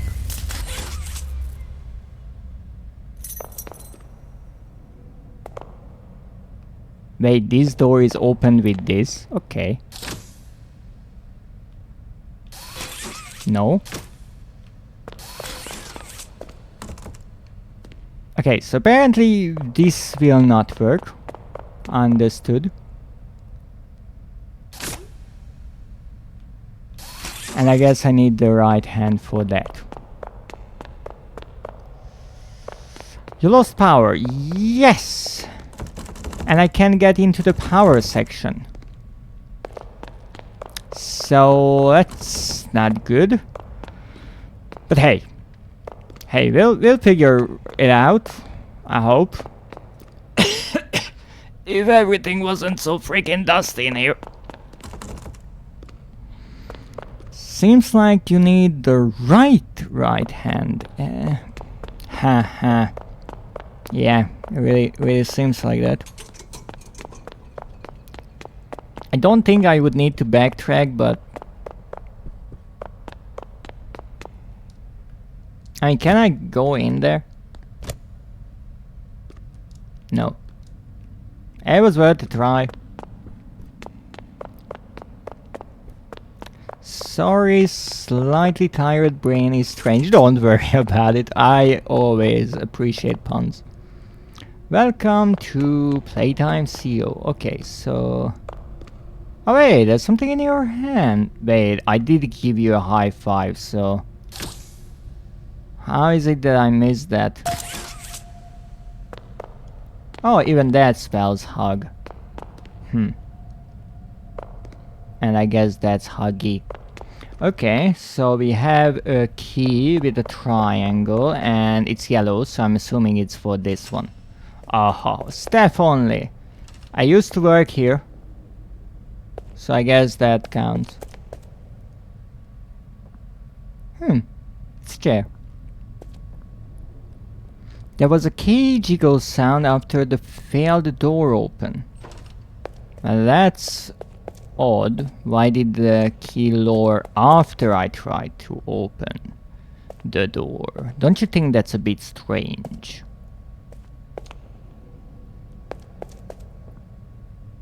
Yep, I'm not falling down there.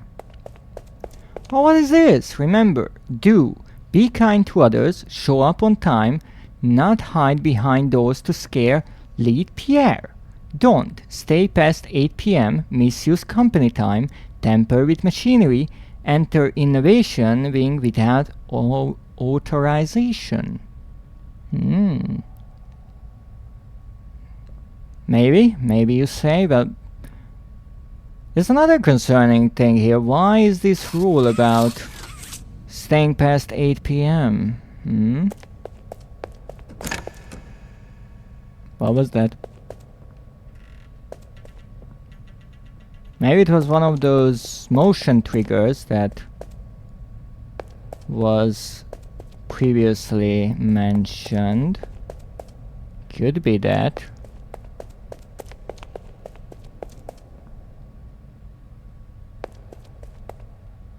Again, more parts. High voltage.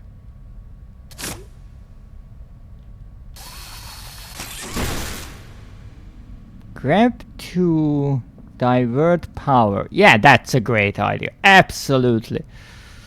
Well,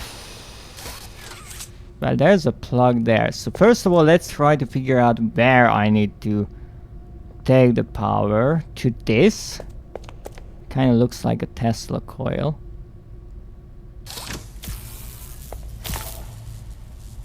And now this is on. So that's like a good thing, I'm assuming. I saw another one, but I'm not sure if I can go that far.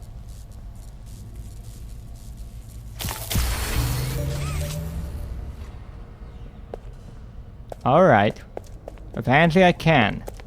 I have no clue why these aren't necessary. But hey. Maybe they are some sort of a power extender or maybe they are connected to different parts, like, no, that is connected to here, so this is not connected to anywhere that I can find with the cables, but hey, I'm sure that will work just fine. Now, yep. Alright. Oh, come on, open.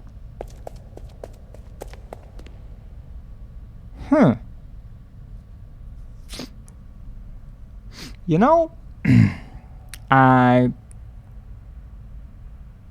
could have sworn that there was something here that is not here now.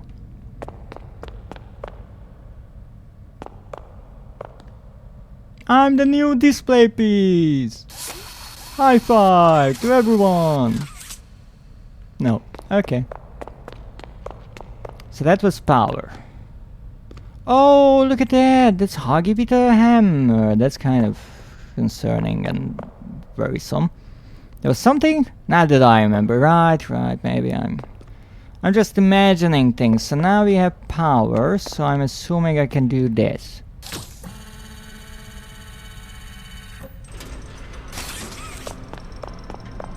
Haha, and now we got to who the freak knows where.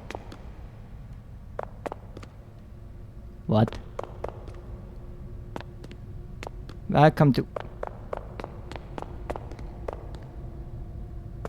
No, wait a moment. Wait, what did... Oh, it opened the door underneath it, alright. Make a friend! Oh, that sounds lovely. What was that?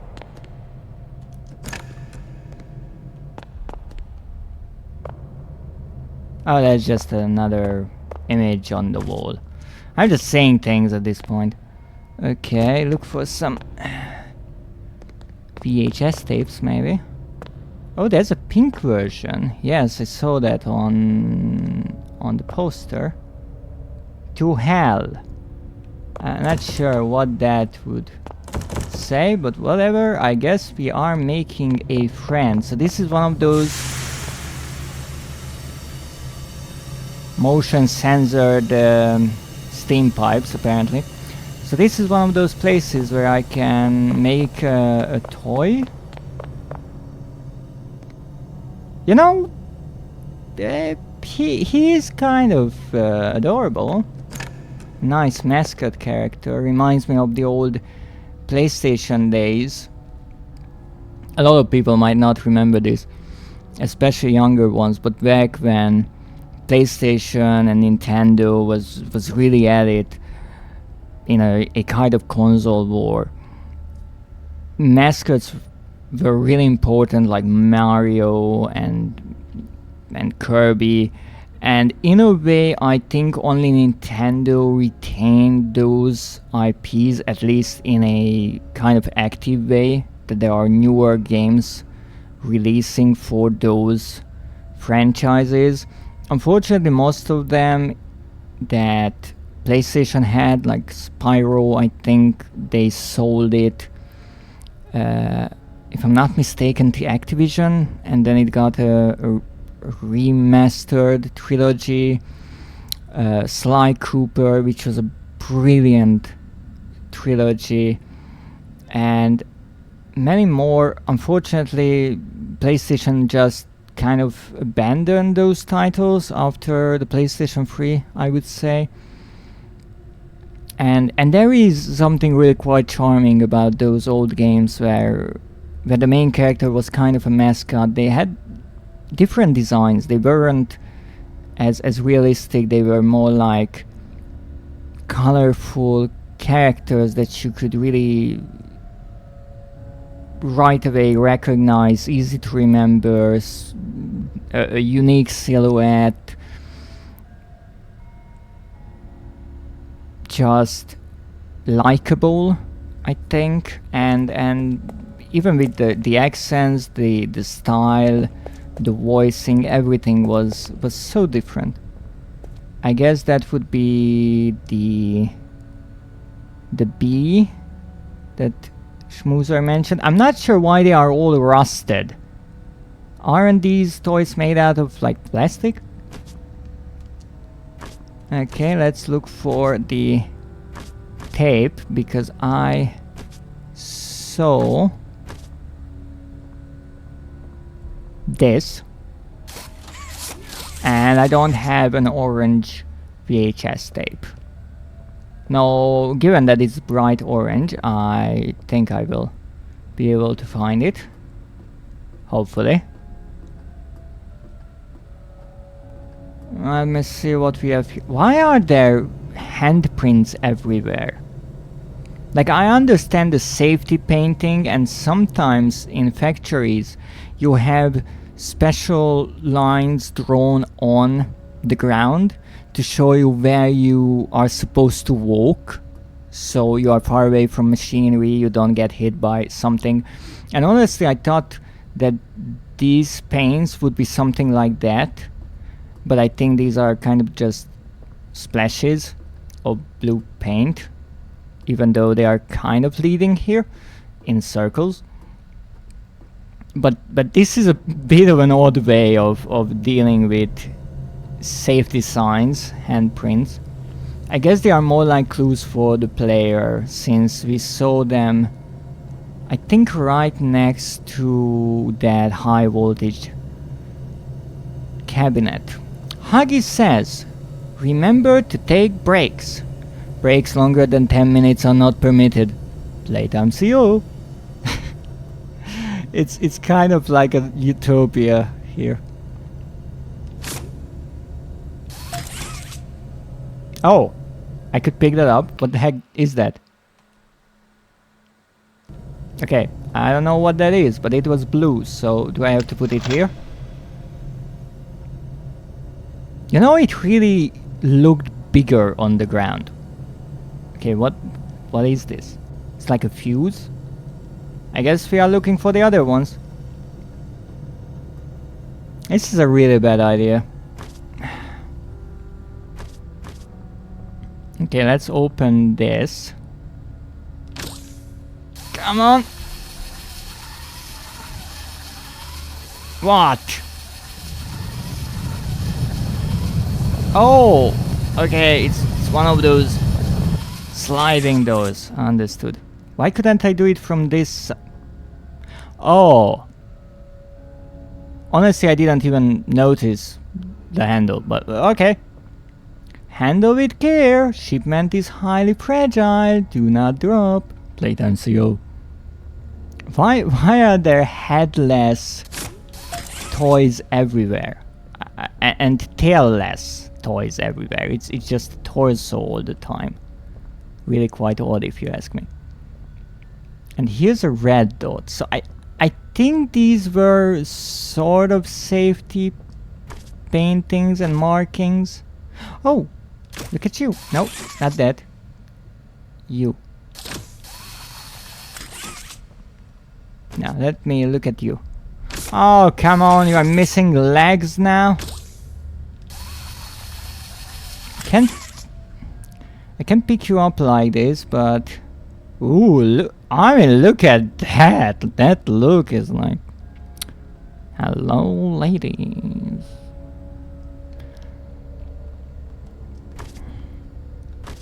I'm sure he was quite a popular dinosaur, or maybe she, I'm not sure.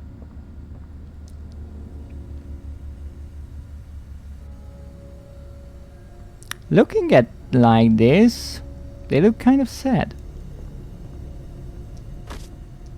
Okay. So I found another box. Is that what I think it is? No, it's not a flashlight apparently. What the heck is it?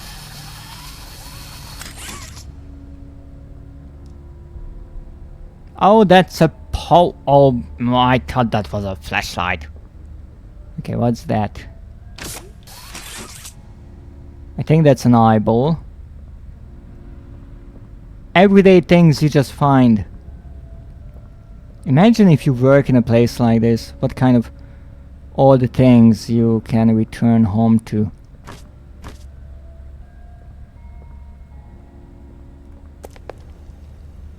Alright, so I know I have to find the different... whatever the heck these are. But I also want to find my VHS tape. I'm not making much progress there. Oh, these can move as well? Oh, this is dangerous. Oh!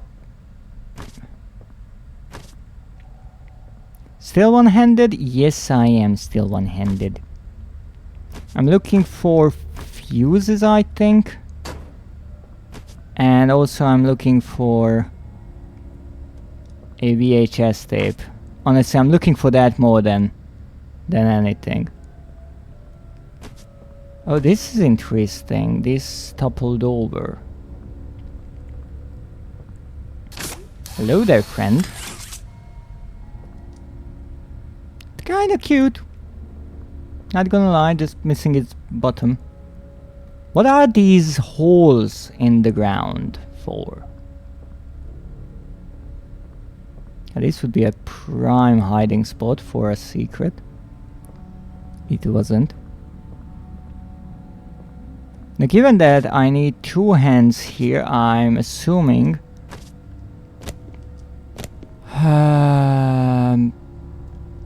but I'm honestly not sure when I will get the 2 hands, or the second one. I said I like the cat bee or bee cat. Yes, you did say that. Come on. Give me that bloody thing. Okay, I guess it's closer to this side.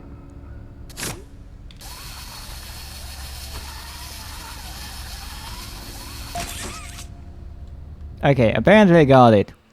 Okay, we have all 3, but I still don't have the VHS. And why are you asking, Schmoozer? Would you like to change your mind about it?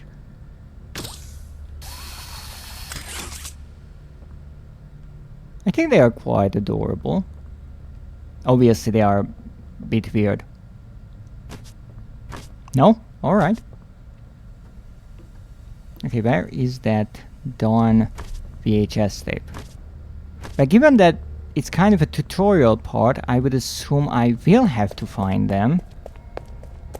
So let's give the game a bit of time. Okay, we have this, we have this. They all say 2, which is odd.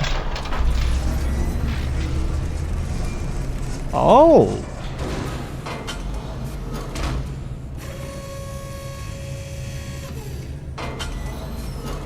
What is that?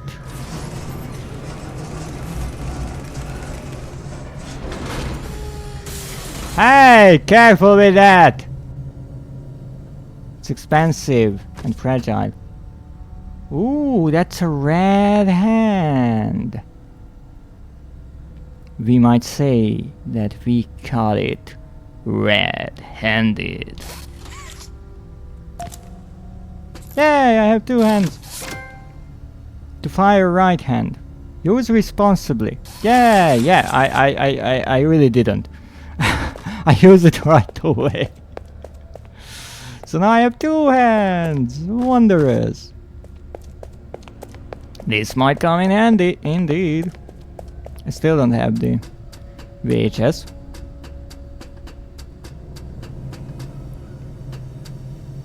Oh wait, there's something here. Are you kidding me? I can't go there. Really? Oh, come on. Okay, let's look around here.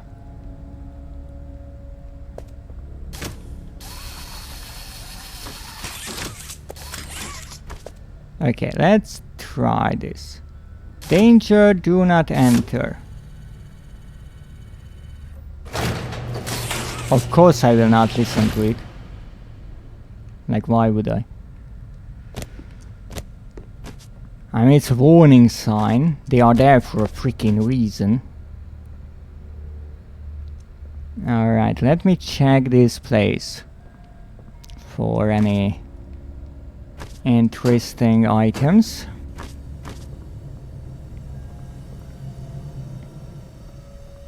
Is this a ladder? No, this is just the side of the shelf. It's a tad bit dark in here, not gonna lie. A bit too much to my liking, but if the developers wanted to make the game this freaking dark, I will respect their wishes, for now at least.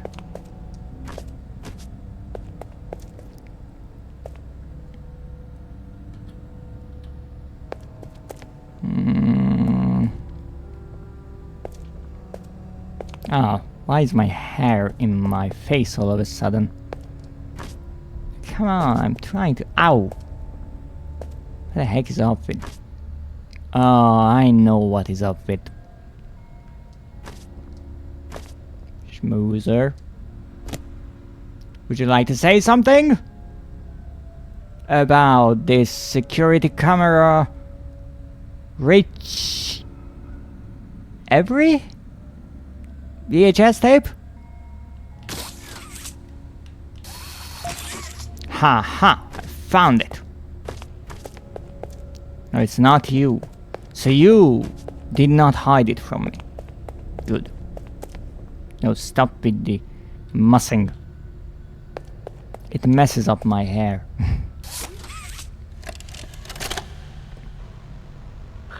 Rich, where are they keeping the Huggy boxes? I don't know. I couldn't tell you. Remember when maintenance last did a sweep of this place? No. Exactly. Nobody in this stupid company knows what they're doing. Oh, I swear I haven't seen a single box in its place since they started flooding the storehouse with orphanage junk. Right. I get it. It's a nice program and all, on brand, but... it's just hard to be happy about it when manufacturing's on our necks about it, because we can't find stupid Huggy boxes! Rich. You're right. You're right. It's for the orphans. I just wish there were less boxes. Anything less would be more habitable. Is that even a word? Habitable?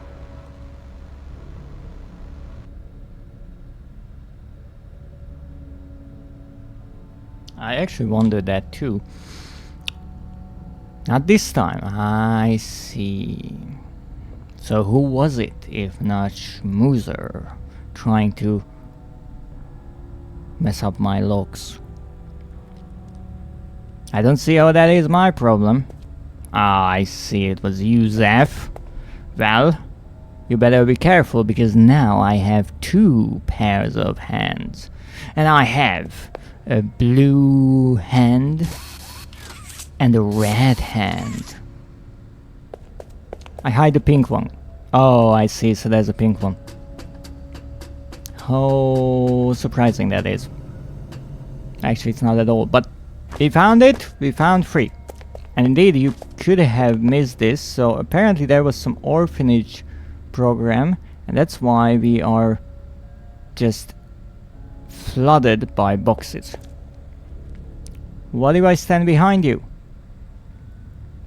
Well, then I turn around. Ha ha. Is it a good idea to climb in here? Now that I think about it, maybe it's not! You know, it says with bright letters, danger, do not enter. Maybe I should listen to it? What is this? It looks like one of those... Excuse me? Looks like one of those fuses from earlier. But it's red, so let's give it a red. No. Oh! If I stand on them, the rolls start to spin around. Fun little detail. So... Oh! These are, if I'm not mistaken, are called gravity conveyor belts because you don't need to drive them. Whatever is on them will just move forward, mostly downwards, because of gravity. Oh, that's one of those electric things again. And some vents. Some more vents. I'm not sure why those are sparkling. The pink one, because you mentioned pink earlier and I don't like the color. You don't like the color pink? Oh, here I can come up. Lovely. Oh, and there's something as well. Okay, I guess we are doing maintenance today. But hey, ever since I played Doom 3, I always loved maintenance tunnels, so why not? So this is one. Okay, maybe let's not break the wire. So I'm assuming that I have to touch this and then I have to touch that, but I guess this will not work. Yes, because I have to touch that as well. So I have to, wow, roll down, activate this, go around, use the cable to almost its fullest, and grab to complete the circuit. Yes! What's happening? These puzzles are actually quite fun. So I have to applaud the developers here because they came up with kind of a unique item and they built around it. Okay. Wait. Is this like a grinder, burner, trash chute? Okay. I guess I live. So no. So what the heck is this? Make a friend. Oh, it's the make a friend place, right? That's where I was going. So here you get the parts and then you can make a friend. Oh. Let me see. Do you dislike pink, rosa or both? It's mostly the brightness of the colors. So yellow is not my favorite either. Oh, I see. You like to stick to the shadows. Fostering happiness. Adopt an orphan today. You know, that's kind of a nice message there. Why do I think this will change this a bit? The Playtime CEO Foster and Adoptive Care Initiative strives to create permanency in the lives of orphan children by recruiting adoptive and foster parents within our own organization. We encourage all Playtime CEO employees to take part in our mission by fostering or adopting an orphan child. Participating employees may be eligible for additional benefits. This initiative helps children not only in the Midwest region but also orphans around the world. Every child deserves a chance at a new life. Playtime CEO. For once, we are actually delivering a nice message? So yes, the initiative itself is nice. How... I wouldn't say forcing your employees to take part in it, but heavily suggesting that they should, and also providing certain benefits to them might cause some friction in the workforce. Caution, do not enter. Ah, that's like an invitation to me at this point.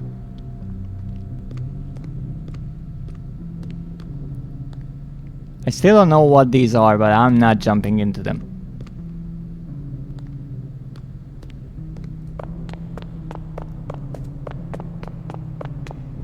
Now, let me see. Make a friend, 1960. Wow, I said maybe this game takes place in the 80s, 90s. Apparently no.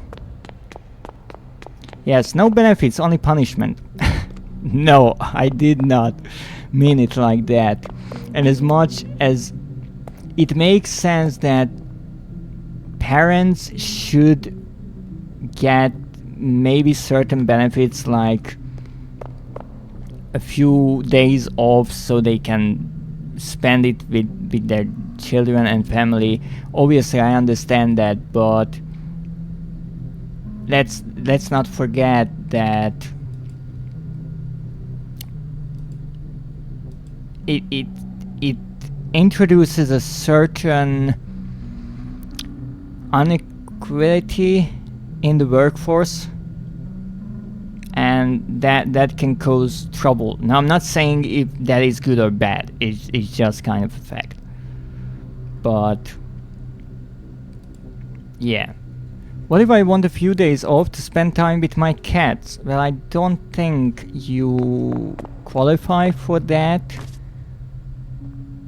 as a parent, because you have cats, even though I know some people call their pets their children. But yeah, I'm not sure. You have to check with your own company. Adopt them as kids. Yeah, that's one way of doing it. Make a friend. Needs power. I thought I had power. Alright, let's read this. Our founder, Elliot Ludwig, was a visionary. He set the stage for all of Playtime's CEO's greatest feats. Yet, of all the amazing things that he created, the Make-A-Friend machine is one of the most creative, impressive, and advanced.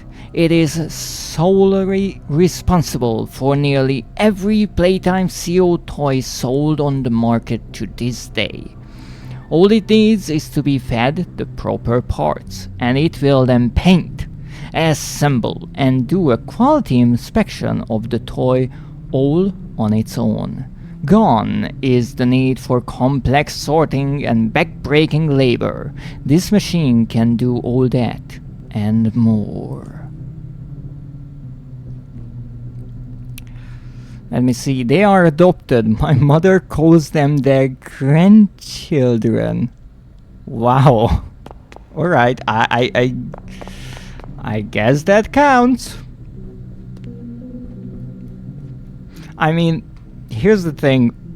I'm pretty sure most workplaces wouldn't like such a, let's call it a prank.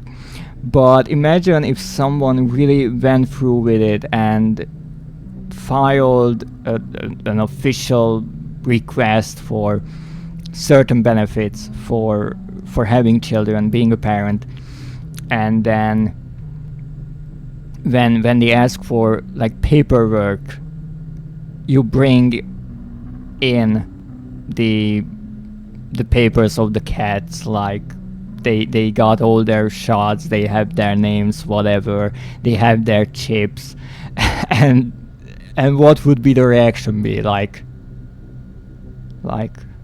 do we accept this? Because again, it's an interesting thing, because there are kind of loopholes, and I don't say to necessarily use them, but they are certainly interesting. When something doesn't happen, because most people just assume that it's not the way something should work. Reaction: is this whole thing a joke to you? Yes, that's one way it can go.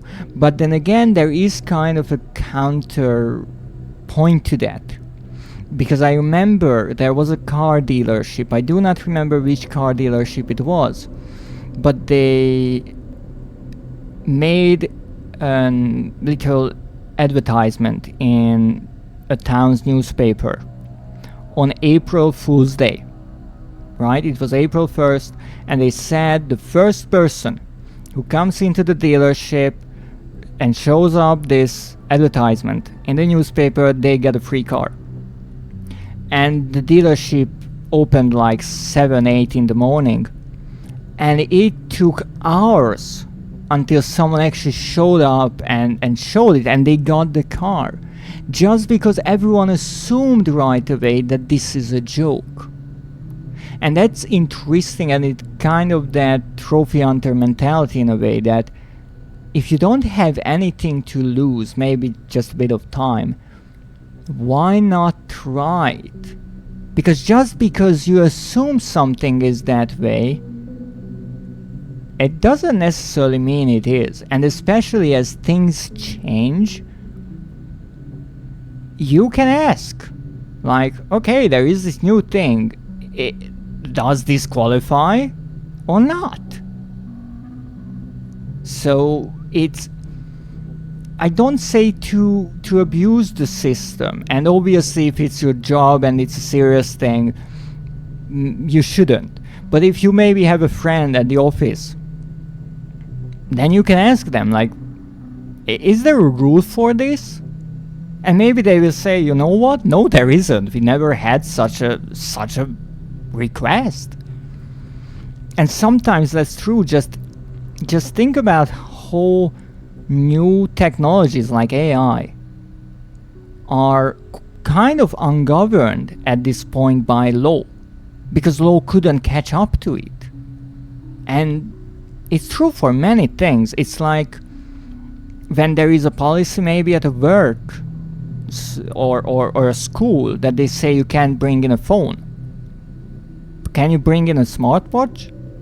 And people use that loophole, saying that, you know what, it's like, is this qualify as a smartphone? And maybe they will say no, maybe that can be a health gadget. And again, some people need some sort of machine or something or device to check their blood sugar, their pulse, their something. And in those cases, again, you should ask, like, okay, I can bring in a phone, but this is not for me to play or make calls. It is for me as a kind of emergency device. So ask. And again, in certain cases, I understand you don't want to bring the attention to yourself. But I always say ask whenever you can, because that's how you learn, that's how you get information. And a lot of people just don't ask, and they don't learn because of that. Because everyone assumes, well, they obviously know. One gas station once made an advertisement that everyone showing up in a bikini gets to tank for free. Many men showed up in bikinis. But again, that's the beauty of it. Because I'm assuming that was more aimed for the men, but the men were thinking like, look, if I get the free gas, then why not? And if there is no fine print, well, you can say that wasn't the intended idea. Well, we don't really care. I can't play Minecraft because Xbox Live is having issues. Oh, poor Zap.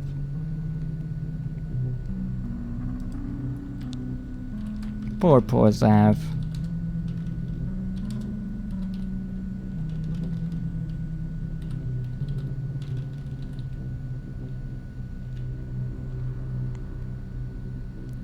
One company had included a raffle for, at the time, high-end computers in the fine print, just to see who is reading the policy for a game. I can imagine that. I read once there was a TOS, Terms of Service, you know, the long text before you use a program that pretty much no one reads. And it had a paragraph in it, somewhere towards the end, that said whoever presents this first will win like $1,000 or something. And I think it took 4 months until someone actually presented it and got the money. So again, it's like, I like the idea that there are these not written rules, but kind of socially accepted things that no one is reading those terms of services. So let's break the mold. Let's actually see what's in them, and let's maybe use that as a kind of marketing stunt or as a raffle. Nobody lives without a toy. But apparently I will. Because I need power. And I don't have power. But so far this is a really, really lovely little puzzle game. There is a pink VCR. That means there is a pink VHS somewhere. And Schmoozer hit it. And for the record, I did not know that there is a pink one, I just said a random color. Eat it. I can't eat the VCR. If I do, I won't be able to then play the VHS tape. And I need to. I don't know why, I just like to collect them.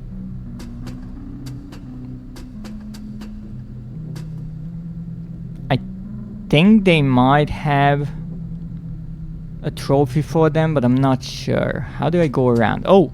Oh, just like that, okay. Schmoozer is real happy now. But I will find it wherever you hit it. I know it will be in some really odd location. I know it already, but I will find it. Skill issues. I don't want to eat a VCR. Why is that a skill issue? Wait a moment. What's that? Oh, ha ha ha ha. What's that? Oh, frick.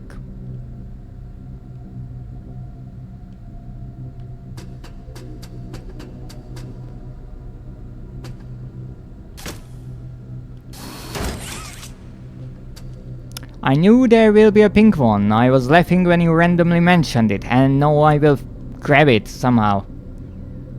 Come on. Oh, no. Oh, come on. No. Okay, let's try it from the other floor.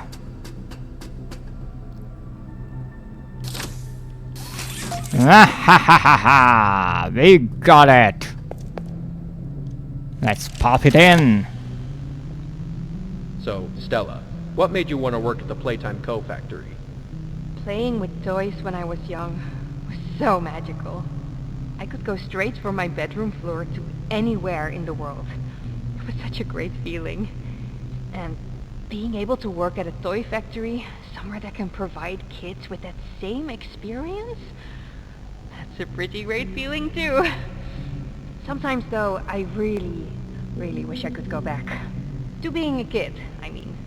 And it's weird, because adults are just kids, but older. I don't think anyone ever really feels like an adult.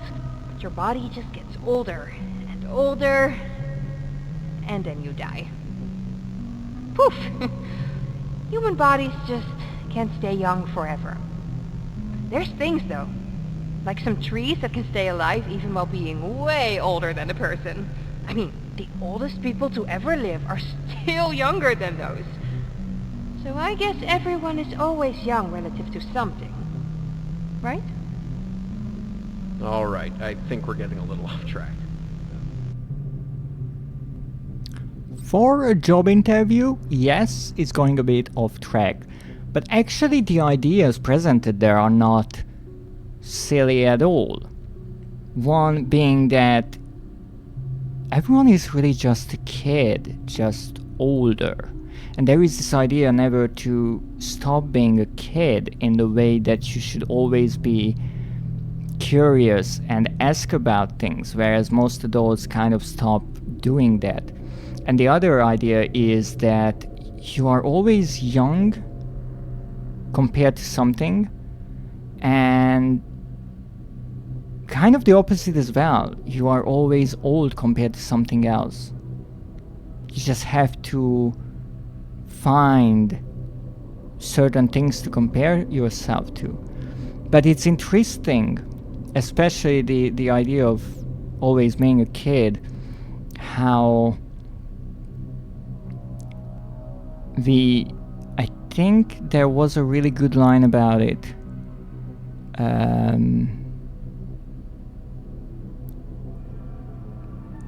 I have to remember, but it was something along the lines of we don't stop playing because we grow old. We grow old because we stop playing. And there is some truth to that. It's a really, really cleverly put together line. And here I like the idea. Obviously, Stella's character is a bit odd here, presented in such a weird way.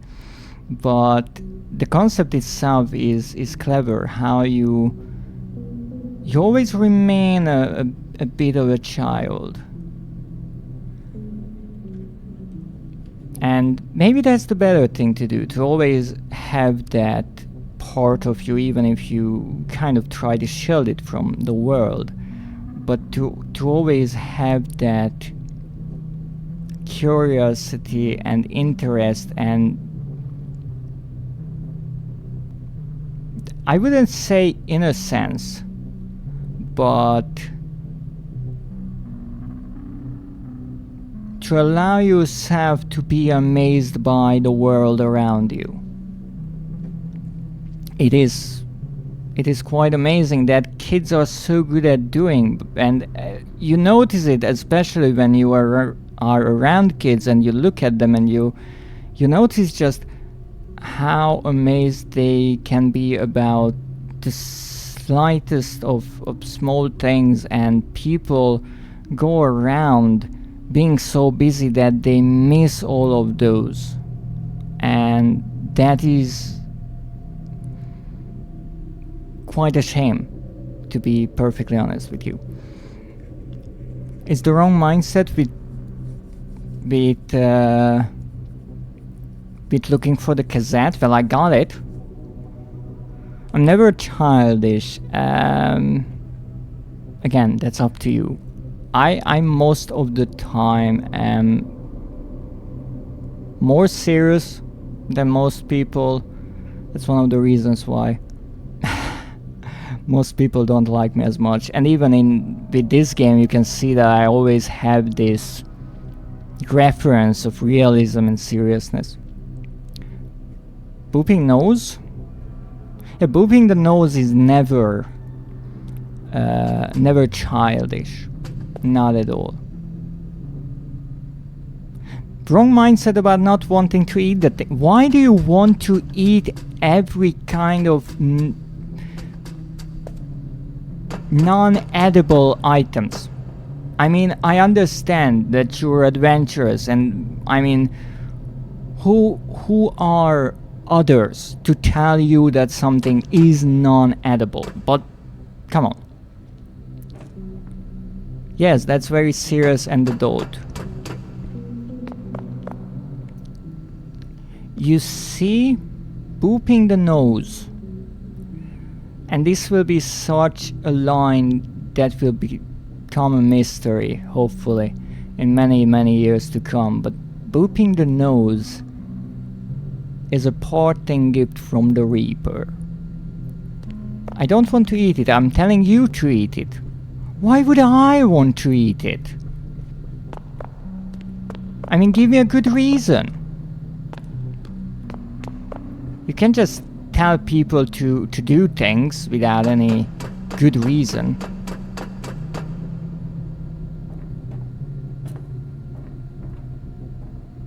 Wanna test how much Dread can survive? How many VCRs can a monster eat? Because you want that. But, I mean, that's kind of... I guess kind of a reason. So I have to go around here and then there. But I guess I can't go all the way around because that would be too long. So my idea is that I have to move this here. That could be an achievement. You know, that's not a bad reason. Cause Zev wants it that way. That's not so much of a good reason. So I have to grab that and then touch both of these. And that means if I come through here, then I'm in a tricky position. So I think this might work. Not sure.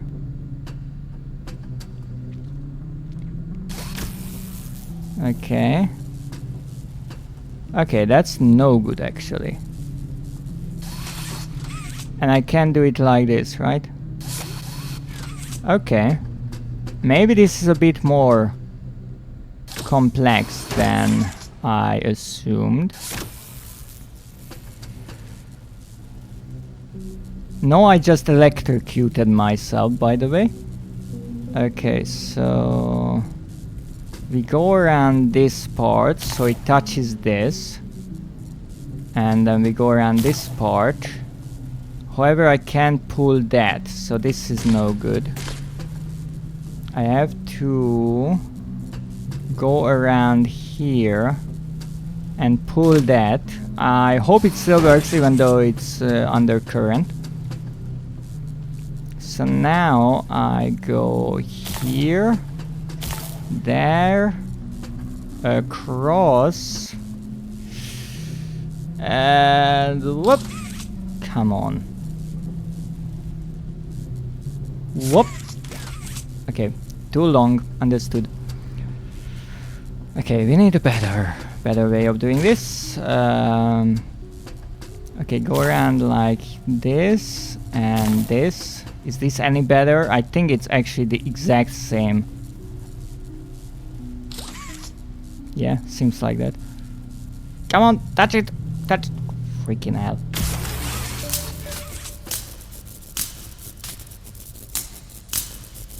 That's not at all how you should do it. It's more like a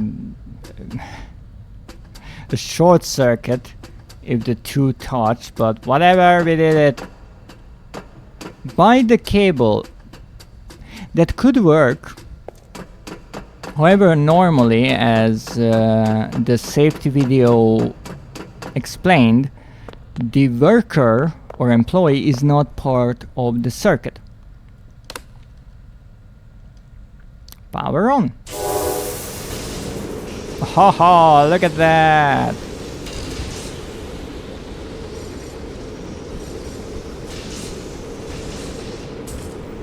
Okay, now what? Oh, let's pull it. Let's pull that as well. White legs. White torso, I guess a white head as well. Right, they are not painted yet. Oh, look at that! That will be a bee.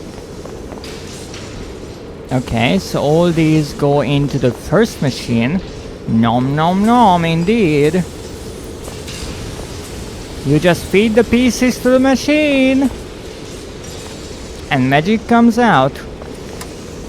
Oh, and it closes its mouth. And what did it do? It painted the parts. Oh yes, it painted the oh, there are the eyes and the wings. Actually putting the eyes into a figure like this, creating such a machine that can do it, and maybe those exist, would be really quite complicated and unique. Okay, so that goes in there. Let's not fall into that. Come on.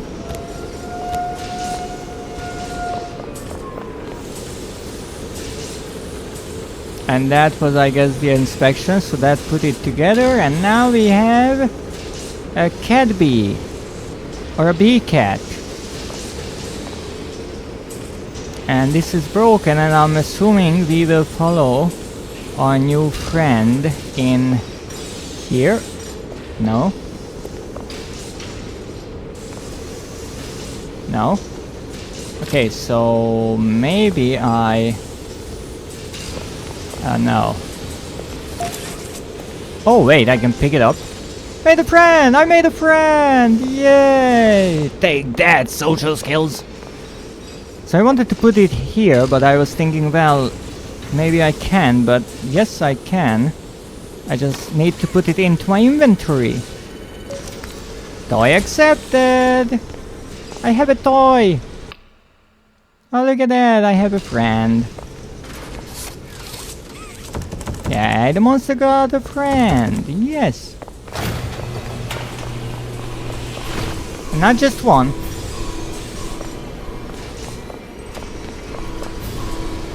Let's run. Oh, no, I have a lamp, right. I have to say that his pose is quite bad. Okay. He is quite quick. I almost forgot that this is supposed to be a horror game. Danger! Yes, yes, don't, I don't know what I should, don't know, I have, ow! I was trying to read the signs. More lives are at risk than just yours. Get up. I was just murdered! Give me a break. I mean, I got more than one break, I think. But nice, the double teeth, the double set of teeth. So I guess I should do this better. Finally, someone is taking my advice of biting. Yes, someone is taking your advice. Okay, so let's not get murdered. Apparently we have to be running here quite a lot. Danger, don't, no. Okay, don't know what that said.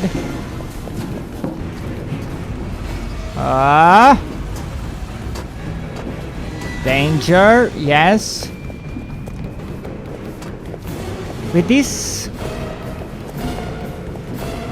POV, it's a bit tricky to see where I'm supposed to go. I'm just kind of turning around whenever I need to. Yes, Huggy wants to hug you. It's too early to die. I actually agree with that. Yeah. I mean, it's not even 7 PM yet. Too early for dying. Okay. I know what I'm missing. I need a bit of tea.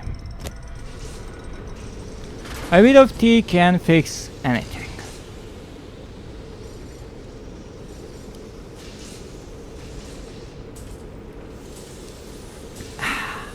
Alright, Huggy. Huggy Wuggy. I do like how he appears out of the dark there. That's really good use of darkness by the game. I don't know how he is so fast, but I feel like that this part was created to be replayed multiple times, because I feel like most people wouldn't be able to follow the route right away. Maybe I'm wrong. Oh, I need to crouch. Wow.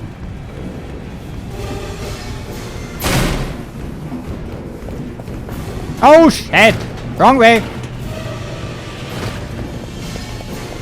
Wrong way!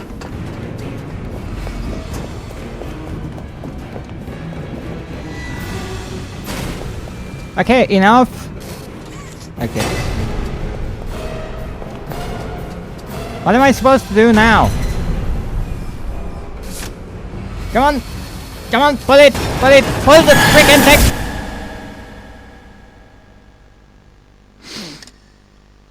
Yes, yes, it's too early for that, I know.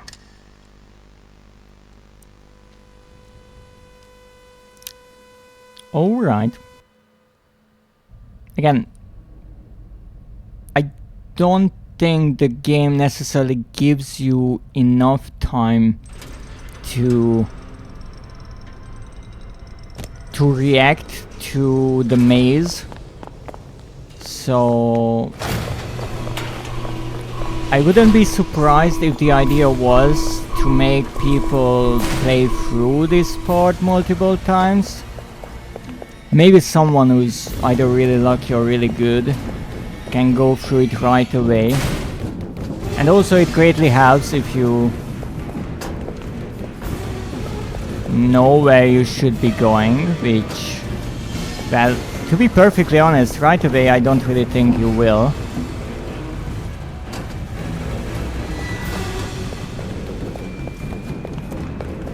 Okay. So far so good. Okay.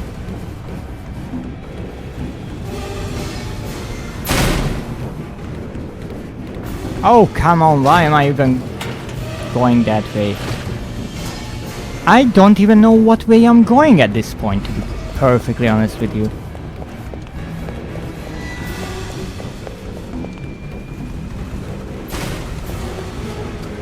Okay. Pull that freaking thing.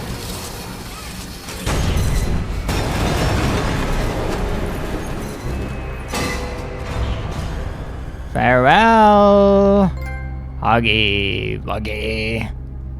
Narrow escape? Yeah, you can call it that. Alright. Oh, there's the flower. There's the flower. Poor Huggy. I'm pretty sure he will be quite fine. Based on how flexible he looked. Huggy just wanted to hug you. Yes, yes, yes. I understand that. However, I would prefer a hug with arms rather than teeth. He just wanted a snack. Yes. Well, I'm no one's snack. However, this is concerning because if that is the ending, maybe I missed the VHS tape. Dread is not on the menu. Yes, yes, I'm no one's snacks. As much as some would like that to be the case. VCR.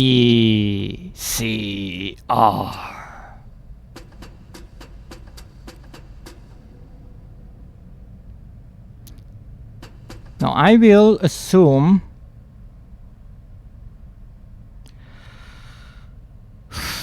so I wanted to say I will assume that is the ending of the game and the VHS is somewhere here, but you know what, let's pretend that I didn't just walk over that. Yeah, pretend. Right? I was just walking right here, minding my own business. And I just came here and I checked my menu and there it was.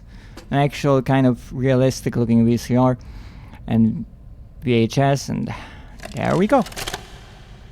Final log. In relation. Experiment 1006. The prototype. Coordination and cooperation is evidently within his skill set, as well as the skill set of all other experiments of his type. Though still missing, today's events are no doubt in relation to him. His absence was a flaw in the scientific process, which should have under no circumstances been left unaccounted for. That's why I'm making this log, so that the same mistake won't be made twice. Any future experiments will need to be contained and disposed of in a secure location. I'm not worried about myself. One breakthrough and I'll be back. We must forge onwards in the name of science, whether those who are beneath us understand it or not. End of...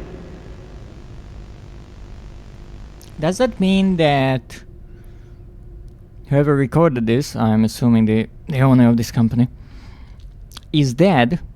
Or they just, as they said,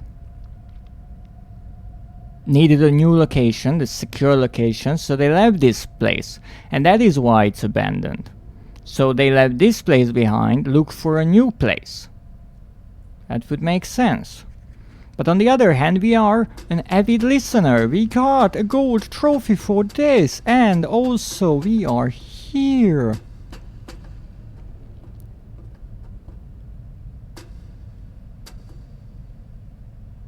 Oh, poor things.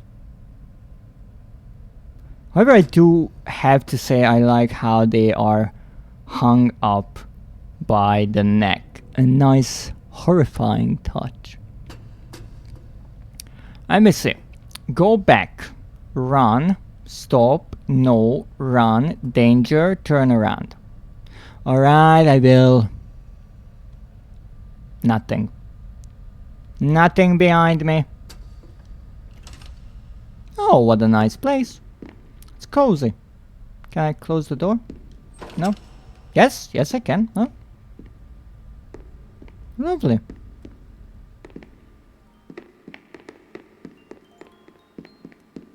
You know, this place really makes me want to have a cup of tea. I think it's tea time. Oh. You know, I would say something really clever here, except I have no clue where I am.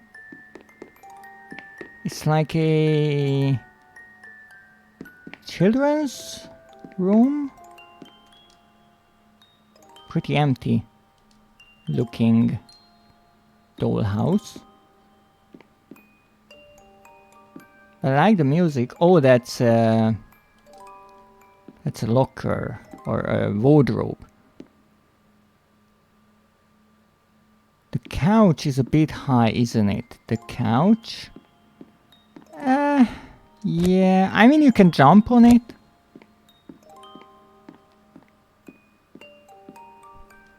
There is a door here, but it's not really doing anything as a door. And there's the ominous red light. And also this really interesting wall, whatever this is. Well, I guess we're going somewhere.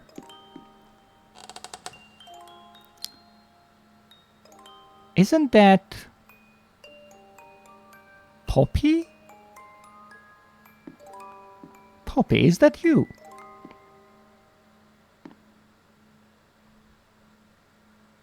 Or is this your little toy house in the heart of the factory? Let me open this up. That was a bad idea.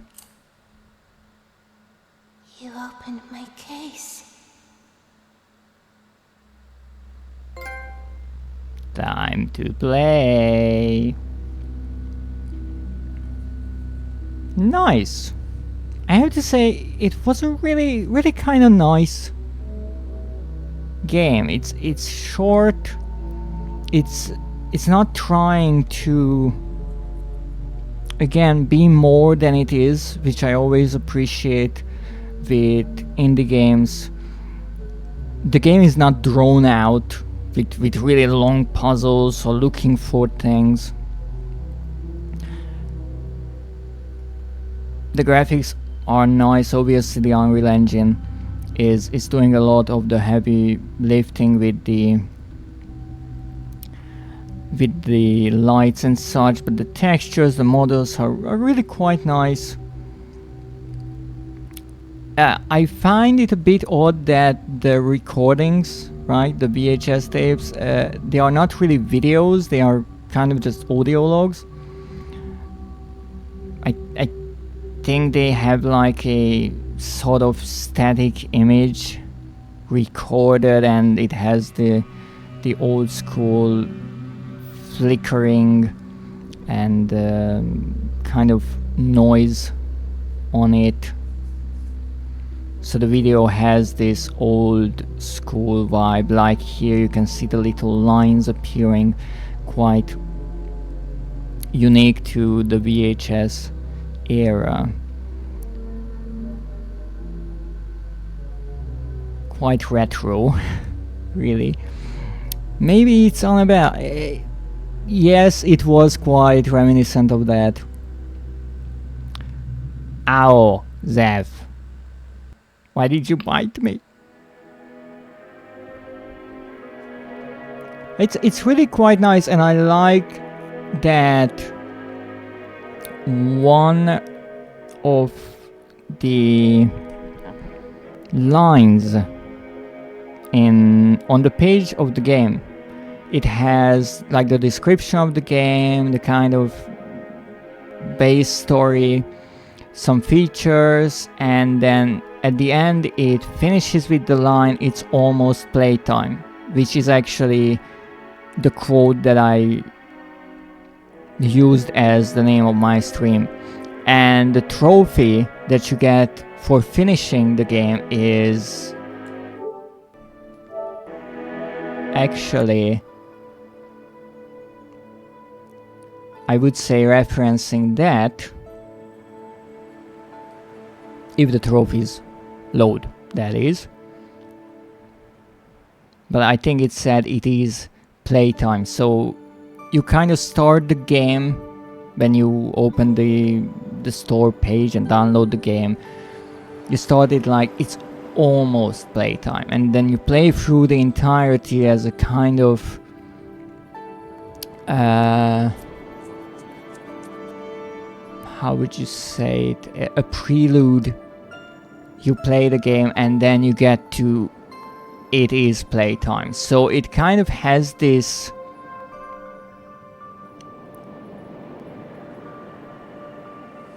feeling that the developers made this as a kind of introduction to the game and the game world. Lovely.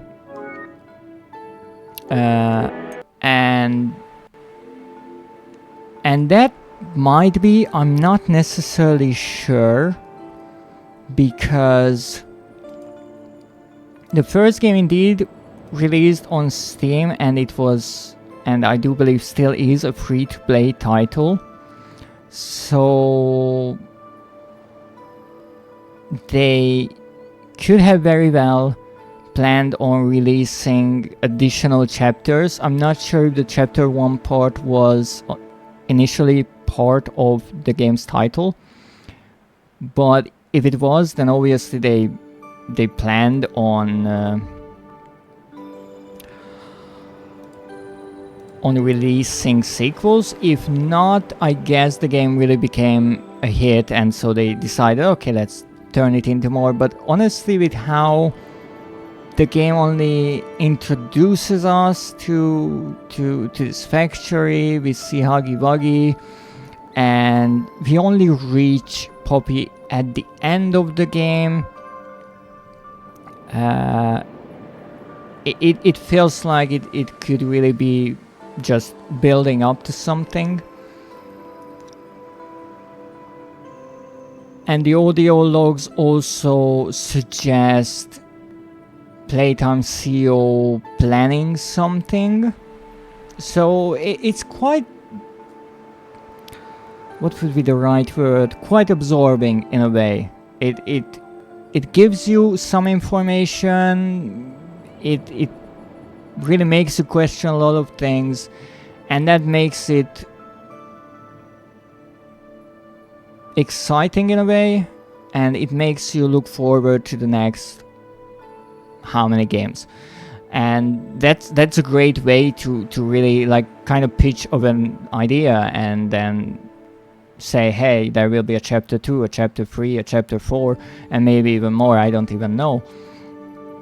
But I can see how this could evolve into a franchise and all that. I'm not sure if the other chapters are longer. I would assume, because the games actually got more and more expensive. But I will talk about that in a moment. For now, I have to say it was a pretty fun game, and I greatly enjoyed it. And now the only question is,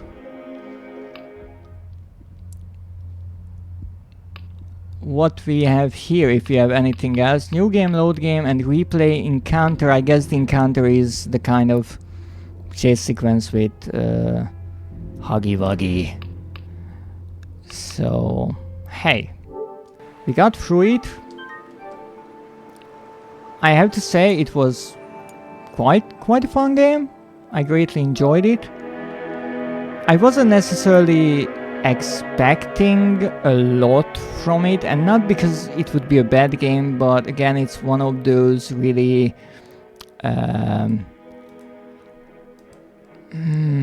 what would be the right word? Popular, trendy horror games, and most of the time I find them not exactly that scary. And in a way, this game isn't necessarily that scary. What I would say, it's more like a fun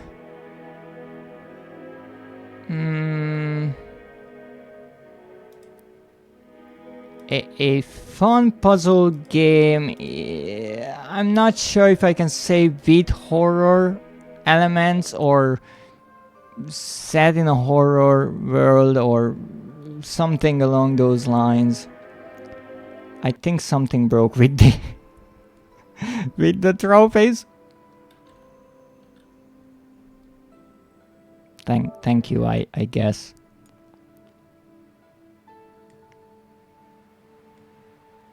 Yes, it's really quite calming. Yeah. Bit to the right. No, not the other right. No. That's it. Thanks. So I'm not sure what is off with the trophies. It's either the PSN network is struggling a bit with something, which can obviously be happening, or it's just my PlayStation having some trouble, maybe with the changes that I made to my internet, as I mentioned, could be causing some trouble. But I think it's more like synchronizing certain things. So the game has a total of 6 trophies, and for some odd reason the game, or rather PlayStation, is really not doing too hot when it comes to synchronizing my trophies, so much so that they are not even appearing on my trophy list. So apparently we will have to wait a bit on checking these trophies. But what we can do, because, well, the internet is working, which is lovely news, and I had to end Monday's stream a bit early because of those troubles, and also I finished the demo there. I think I will continue today, but first, one thing that I would like to say, and that actually kind of goes back to the price of these games, is that I am playing multiple games from different franchises and all that this month and next month for a number of reasons. One is because I just want to see what's out there and kind of explore new titles, but also because my PlayStation Plus subscription is running out. I think it will run out sometime towards the end of November, early December. And so I want to use that time to play the games that are actually part of the subscription. Now, this game was part of it. I think its base price is like €5 or something along those lines. However, the next 3 chapters are not. So, as always, I decided to put the next chapter on to my Throne page. You can check it out there. Yes, it's working, wonderful. And if you enjoyed watching me play through this game, then you can help me there and contribute towards me getting chapter 2. I only added the second chapter for now. Now the second chapter I do believe is €9. The third is around 15 and the fourth is actually 20. So I'm assuming that they are not only getting better in quality, but they are getting longer overall, which is nice to see. But obviously that means that they are more expensive, and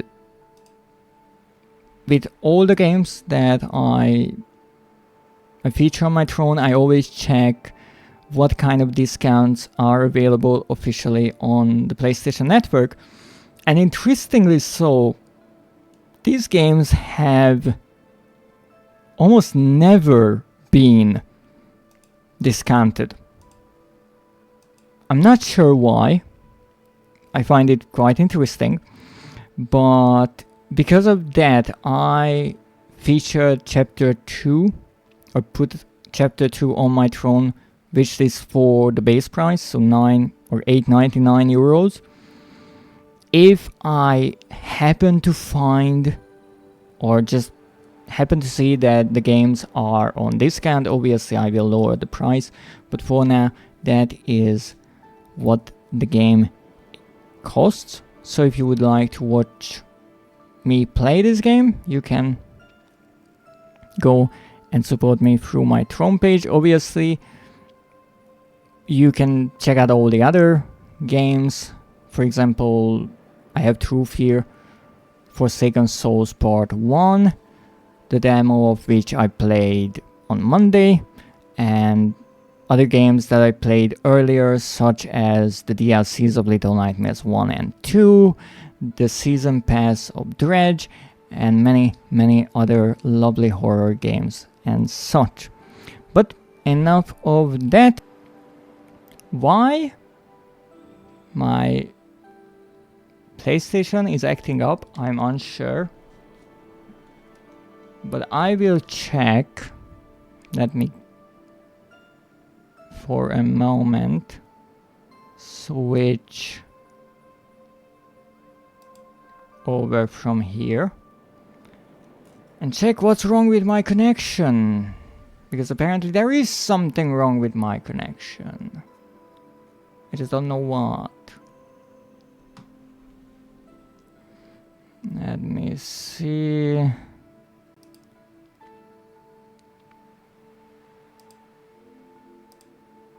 Not what I wanted.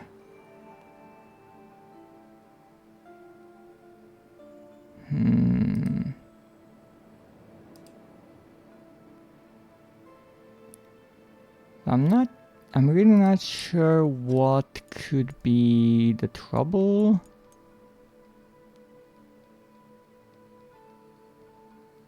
It's really not working. So maybe I will have to check what is the trouble between the PlayStation and my internet connection. Maybe it's something hopefully minor, and we will be able to check our trophies. That would be lovely. How could I do this?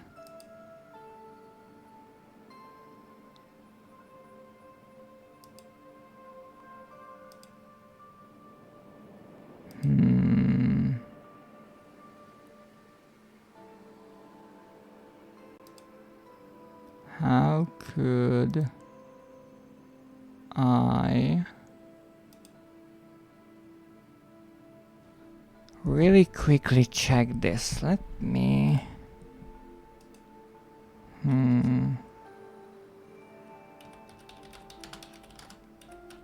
Let me look it up.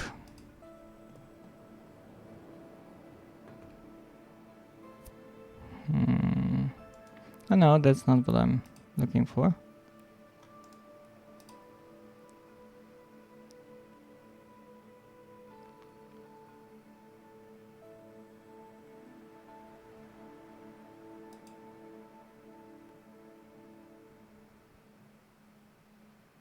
Minecraft needs at least 2 more hours to get fixed. Oh, that's a shame.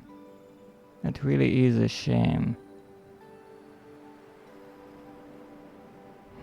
How could I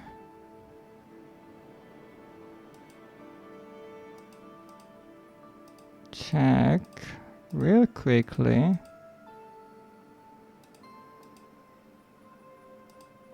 Let me see if I can do some magic here.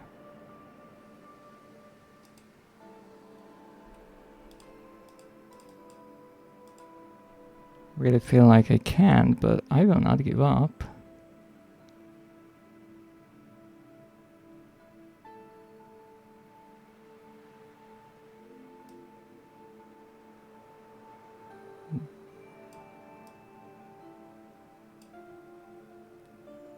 Are you kidding me?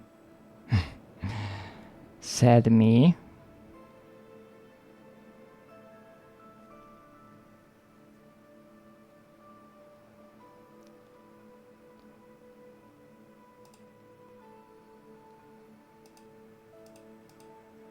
Come on.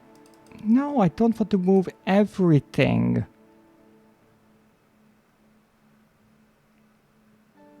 Why would I want to move everything? My dear, dear.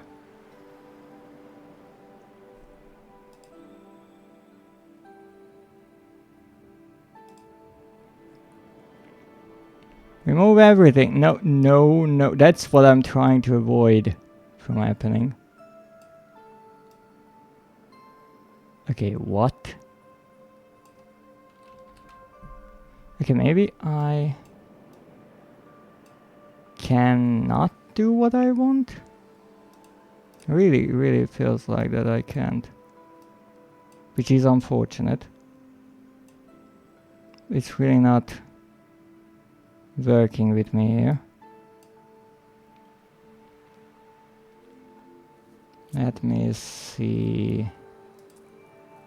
Okay, maybe like this.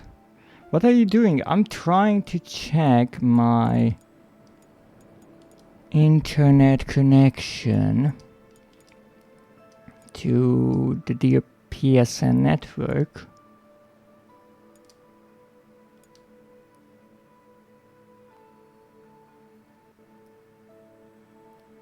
Okay, yes. This is the internet I'm trying to use. Ever so sneakily. As the possum. Good idea. But they are still asleep.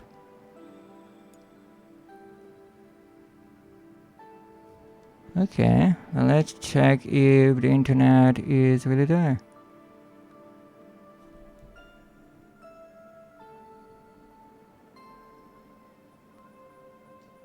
Well, in theory, everything is working with my internet connection. So why is nothing working with my connection to the PSN network? Great question. What a great question that is.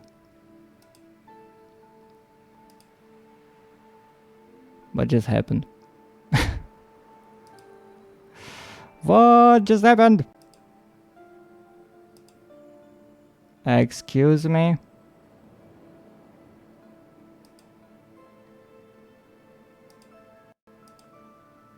Okay, that was weird. That was really weird. So in theory, it should work. Does PlayStation work over Microsoft 2? Maybe.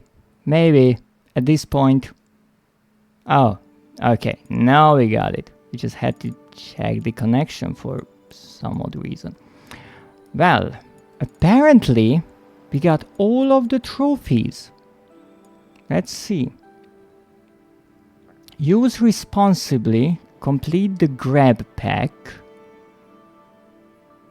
Yes. Yes, we got both of those. Made a friend. Assemble and obtain the Cat Bee toy. So the official name is Cat Bee.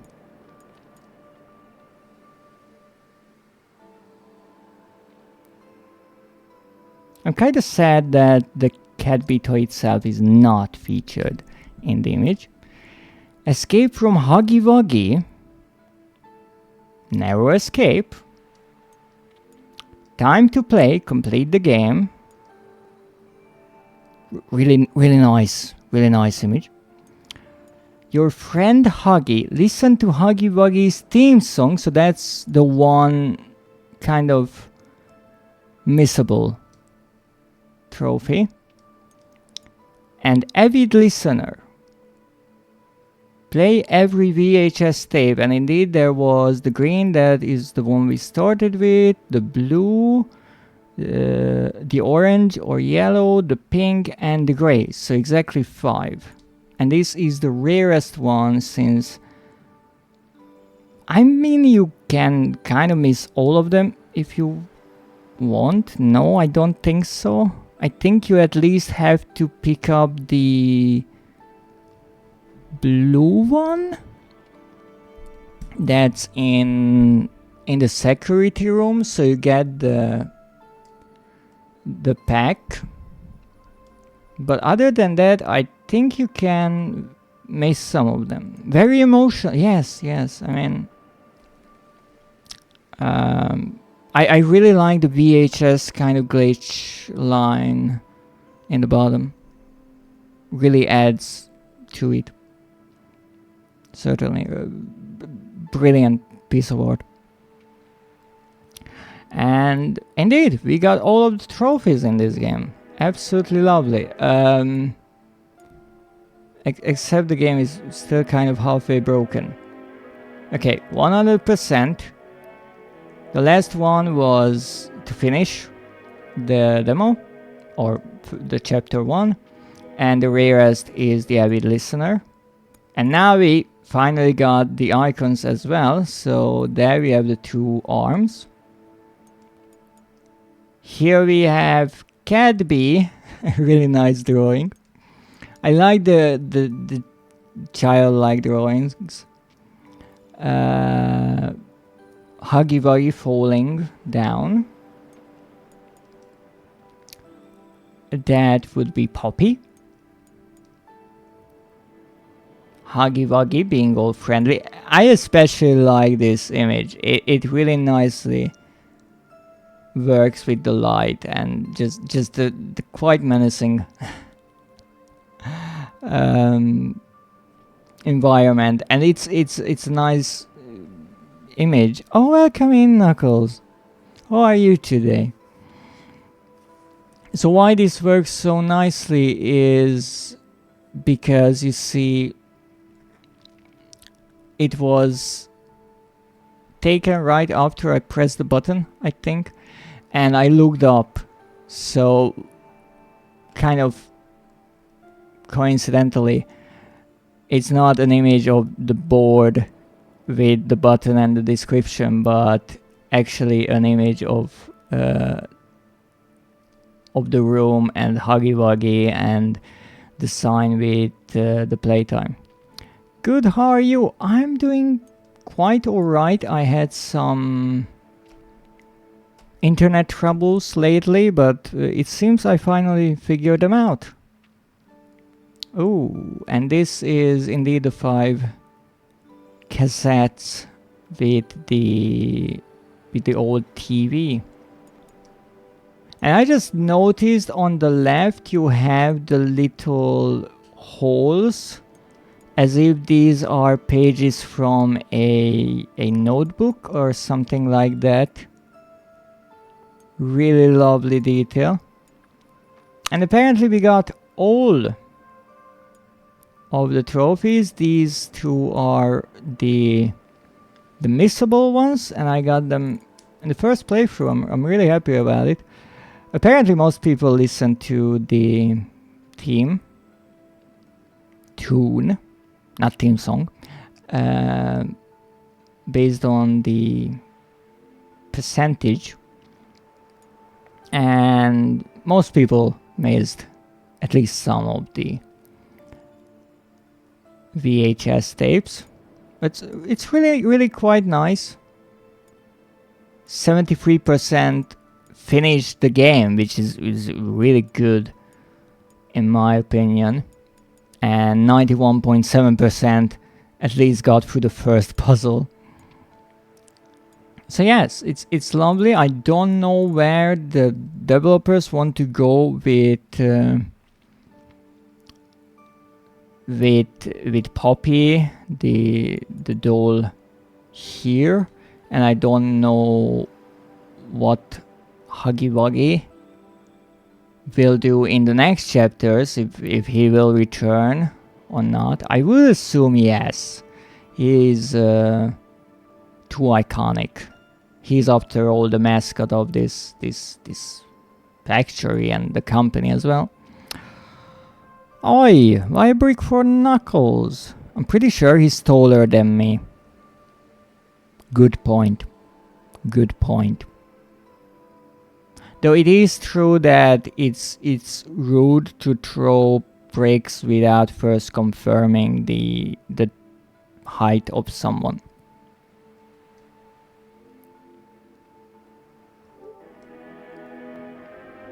So hey, we got 100%. And 180 centimeters. Yep. Yeah, you get the brick.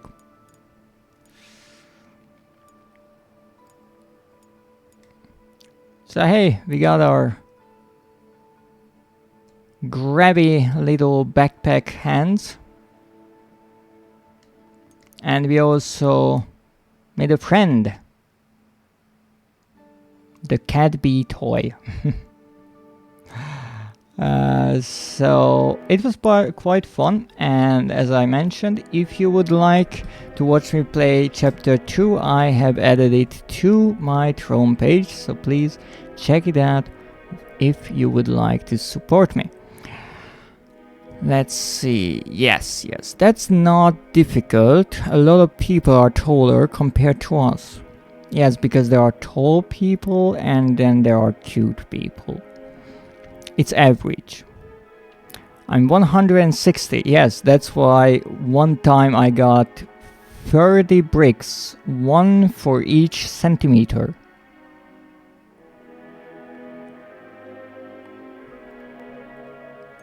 But that is it for today. The brick yearns for tall people. Indeed. We also spent some time in Raccoon City. Didn't do much, but we did mess around a bit, and that was fun. I'm not tall. Oh, aren't you? So 180 centimeters is short, in your opinion. Okay, so who's tall? Where is the imaginary line above which people are considered tall? Here is average. You live among some really tall individuals. Now let me see, whom could we raid?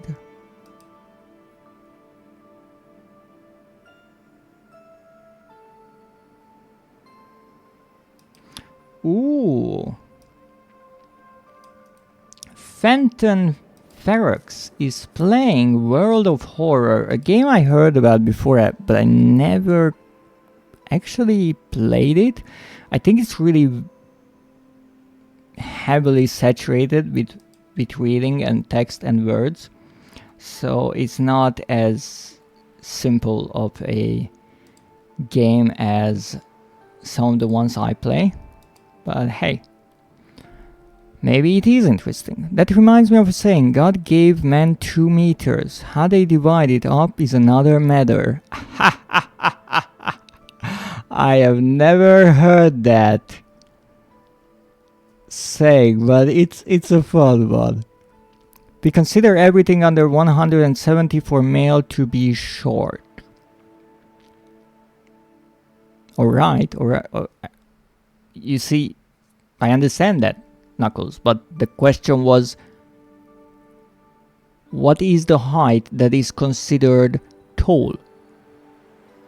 So, under 170 for a male, important, it's short. And then 180 is like average. So I'm assuming 100 not 200 is tall. 2 meter. If you are 2 meters tall, you are tall everywhere in the world. Like that's not specific to any area. That's anywhere in the world. What? That's a giant. Yes, that is a giant. Yes, there are people that tall, definitely, but that's quite rare, I would say. If I look at the average height of the population, well, that is, again, when it comes to humans. Here, 180, 190 is the norm. Well, in Harpyville, apparently, harpies are really tall. I didn't know that, but hey, good to know. I don't know much about the harpies. Maybe they are really tall individuals. I know Knuckles is a really muscular individual as well. So, if you ever want to go after some muscles, then the Nekio and Knuckles are your best bets as far as I know.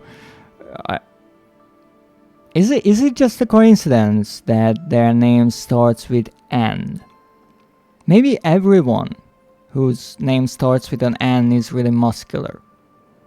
Do I know anyone else whose name starts with an N?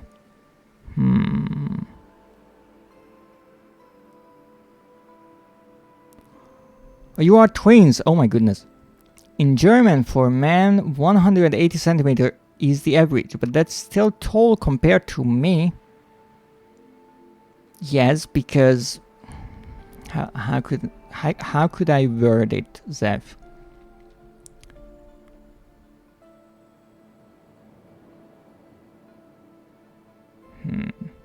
Well, I could say because you are adorable sized, but in all honesty, to be serious, it's nice to be fun sized. I didn't want to say fun sized for a reason. That would be the wrong message. But really, height is quite unimportant in my opinion, because as long as it doesn't affect your everyday life, it doesn't really matter how tall you are. The average for a woman is 167 centimeter. That's still taller than me. I understand, and it can be annoying at times, I'm sure, but again, I would say don't lose sleep over it. It's tall individual, height is unimportant. Yes, I know it sounds kind of condescending in a way, maybe, but at least to me, looks don't really matter. I don't care how tall someone is. I don't care how they look. As long as you feel happy in your skin, then great. If you are healthy, that's also good. But you know, if you really have trouble with certain things because of your height, I understand, but otherwise, whatever people say, don't care about it. Because again, it's in the name that the average height. The average means that you add everyone together, then divide it, and you get a number. So obviously there are taller people, there are shorter people. Being average, as much as people are trying to always fit in, being average is not always necessary. Let me see. 5 years ago it was 164 centimeters. Really? People are getting taller. I prefer getting a chair to reach for the higher places instead of kneeling down to reach for the lower places. That's also a good point. And again, I know there's this idea that being tall or being short and whatever people make out to be desired, but everything has some advantages and some disadvantages, because if you're shorter, you obviously have trouble sometimes reaching things that are high up, and for a tall individual that's easier, but for someone who is tall, maybe they need to, as you said, kneel down to reach certain things, or sometimes most people who are tall have terrible posture because they are used to reaching down for everything. Even when they are sitting, you can see if someone is tall, they really rarely have a straight back, because they are just used to always being hunched over, which is not healthy at all. I have bad posture too, though. That's a different thing. But I don't think that's because of height. But yes, it's really quite a problem that tall people have terrible postures. I have quite a terrible posture that I try to work on.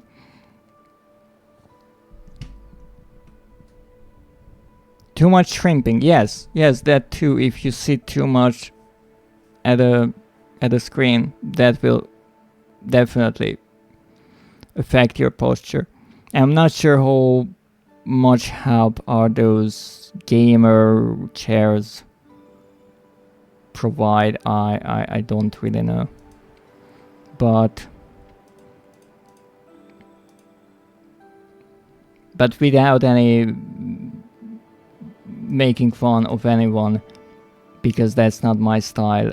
I really feel like height is one of those things that maybe people make it out to be like this huge deal. I don't think it should be. If as I said, if you are not affected in your everyday life by certain disadvantages because of your height, then it's like, it's great. I work on my body non-stop. My body is a temple. Dionysus temple, to be correct. Yes. I know Knuckles is crazy about just chiseling the perfect body, and I can respect that. It's not something that I think I was ever interested in. If I have to choose between working on the mind versus the body, I would always choose the mind.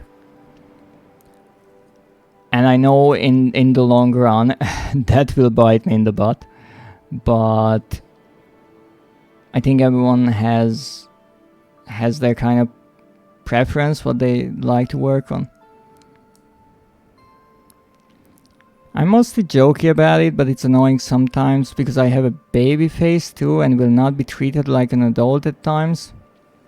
That's more of a concern. Not the face, but just being treated differently because of that. No, obviously yes, but it's true for so many. Let's say there is someone like a man in his 30s or so. If they have a huge big beard, most people will say, well, that's an adult. If they have almost no facial hair, they might be, you know, look at them differently. So that's true, but in that way I feel like it's more of the fault of whomever is treating you that way, and you obviously have the choice of trying to kind of stand up for yourself and saying like, I'm not a baby, but yes, I can understand that. That is amazing, you will age like a wine. That's also true. That's true, but I'm 24 and people confuse me as 16. Forever young. As much I know it doesn't make it any better right now, but I think in 10-20 years, when you look back on it, yes, it's difficult right now, but later on, if you will always be able to look 10 years younger, you will be happy about that. So again, it has a pros and cons. Right now, it's kind of a curse. Later on, it's kind of a blessing, because it's funny. You know, people always want what they don't have. When you are young, you want to be old. When you are old, you want to be young. And that's why, because I'm so freaking old, I always tell people, as much as I understand you want to be like an adult and all that, enjoy your youth, because once you really realize how great your youth is, it's gone and you cannot go back, at least in most people's cases. In my eyes, Zev is a baby, but I'm old as hell. Well, hell is really old. Not even I am that old, but I am old and I can feel it in my bones. I don't mind aging. After 30 is just a dorm fold. That was so nice. Because they wrote it pretty much at the same time, but still the two messages kind of answered each other. It's the polar opposite of like, I want to age. The next person is like, aging sucks.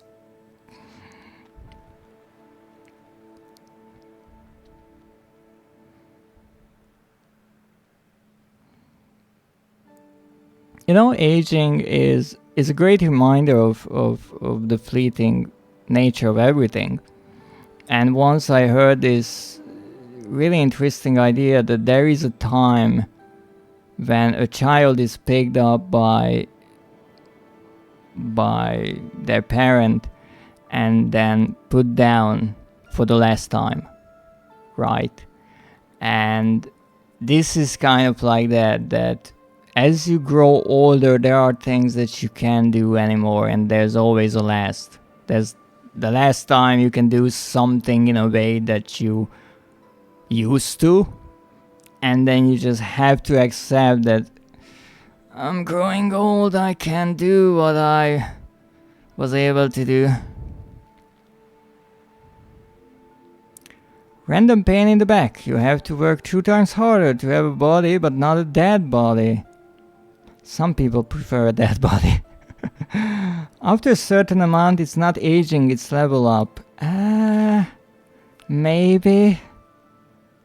I'm not sure. I think up to a certain point, it's not aging, it's just deteriorating.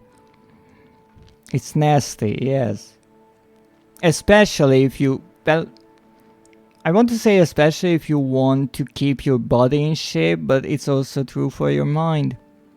Because I remember how much more I was able to learn and remember all that, and now it's like, oh, I can't quite remember that. Oh, that's annoying.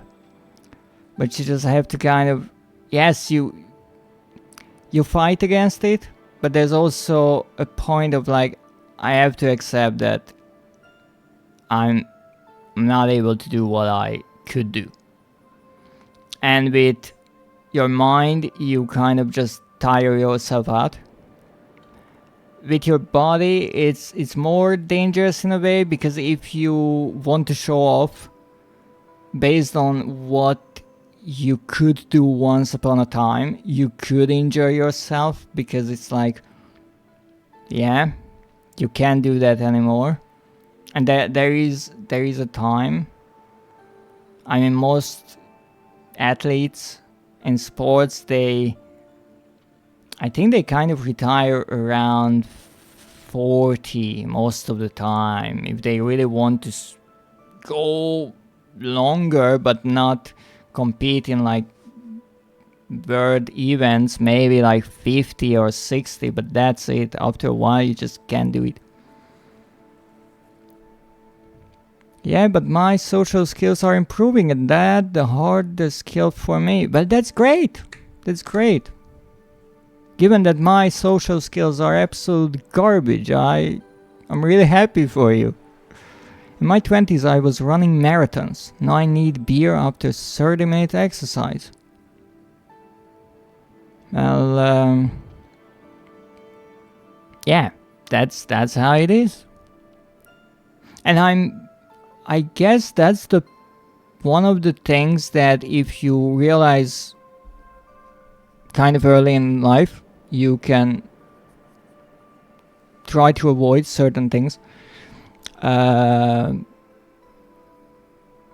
if you are in your 30s, I mean, you still have quite a lot of time, that there are periods in your life, you can call that decades or whatever you want, and there are certain things that you can do then, and try to do those things and try to enjoy those things. So in your 20s, you ran marathons. That means, okay, you did that in your life. You have those experiences. Maybe you can't do that anymore, but you kind of have that off of your bucket list. And then you can do something else in the next, and again and again. And you kind of fill your life based on that.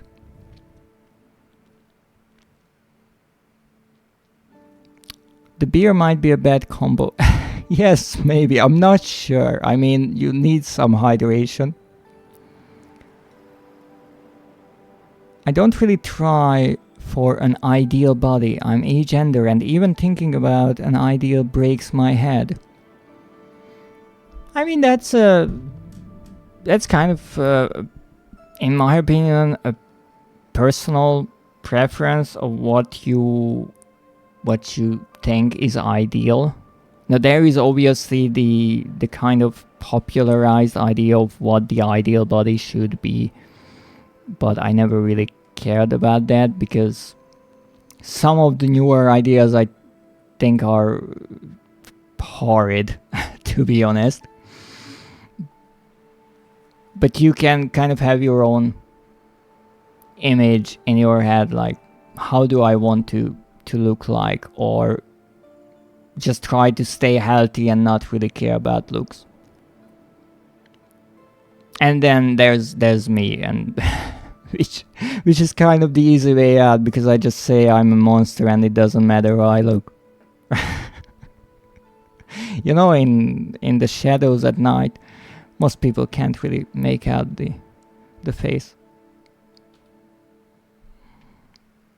I still can, but I like drinking more. Well,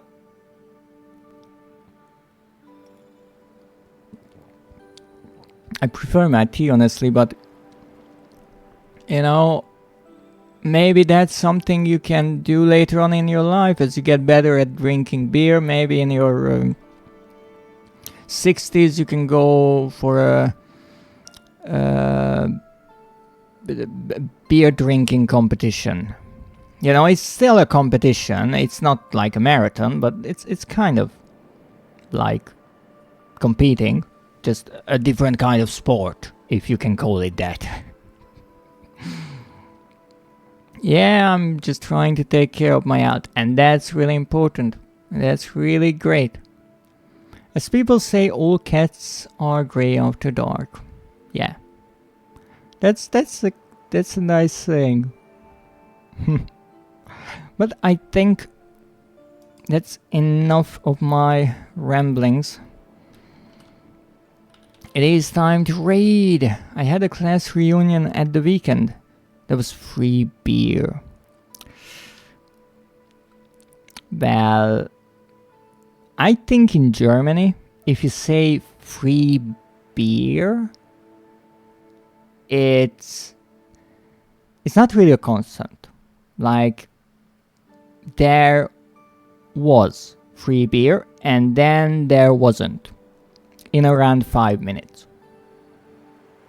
Because I'm not sure if saying that beer is kind of a national drink in Germany would be necessarily correct. But if I have to find one country that's really known for beer, I think it would be Germany. Nice. Yes, they really like it. So. I never drink, so I can't say anything about that. Correct, somebody pays for a round and they bring like 10. Wow. I heard some stories that like entire like 6, 12 packs can be drunk by one person, which is why it's fascinating to me is not even the alcohol content, because again, beer is not that alcoholic in a way. And if you drink a lot, you get kind of used to it, even though it's not necessarily healthy. But how can you drink that much liquid? Like, a 12 case is like 6 liters. Where do you put that? Like, that's a lot of liquid.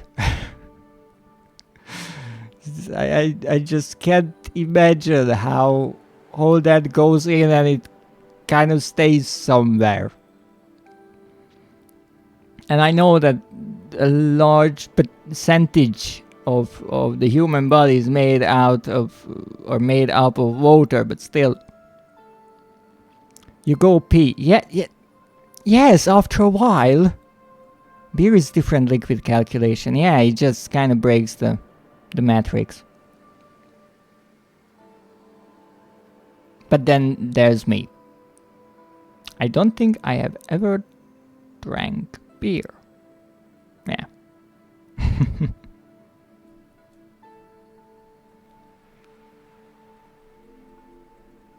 I just realized you said Germany. I didn't notice the accent. Really? I think I have a thick German accent. I watched Zev's streams. I don't think. But then again, I'm terrible with accents. I mean, my accent is a quite the abomination. Or rather, it's an amalgamation of many accents and languages. I prefer cocktails though.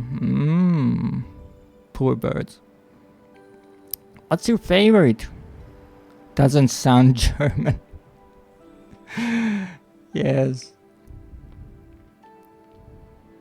Pina colada.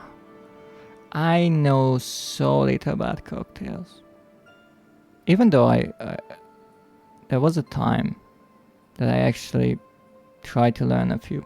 That was a long time ago. But let me check if I can go on the raid. Yes, I can raid.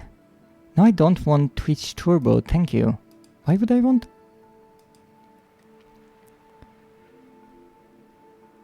Bloody Mary. Oh, of course. Hell yeah. How they don't have Pina Colada, I drink swimming pool. Someone really named the cocktail like that. Let's not get into that. And White Russian. That's nice. Look at all these people leaving me out of the conversation on my own stream. It's crazy. But I still have to go no matter what. I've been almost training for 6 hours. Well, swimming pool is colored blue. Kinda makes sense. Kinda. But today we are going to raid Phantom Ferox. So thank you for the stream. Thank you for joining all. I hope you enjoyed my shenanigans. I'm really happy that my internet is now working and we have a new friend in a lovely possum. Have a great evening. You all have a great evening or whatever time is left of your day. I will be back on Friday with Crow Country. But until that, I thank you for joining me today and keeping me company. Thank you for the great conversation and for the hug. And obviously the rats are also appreciating it. So have a great day. And as always, good night.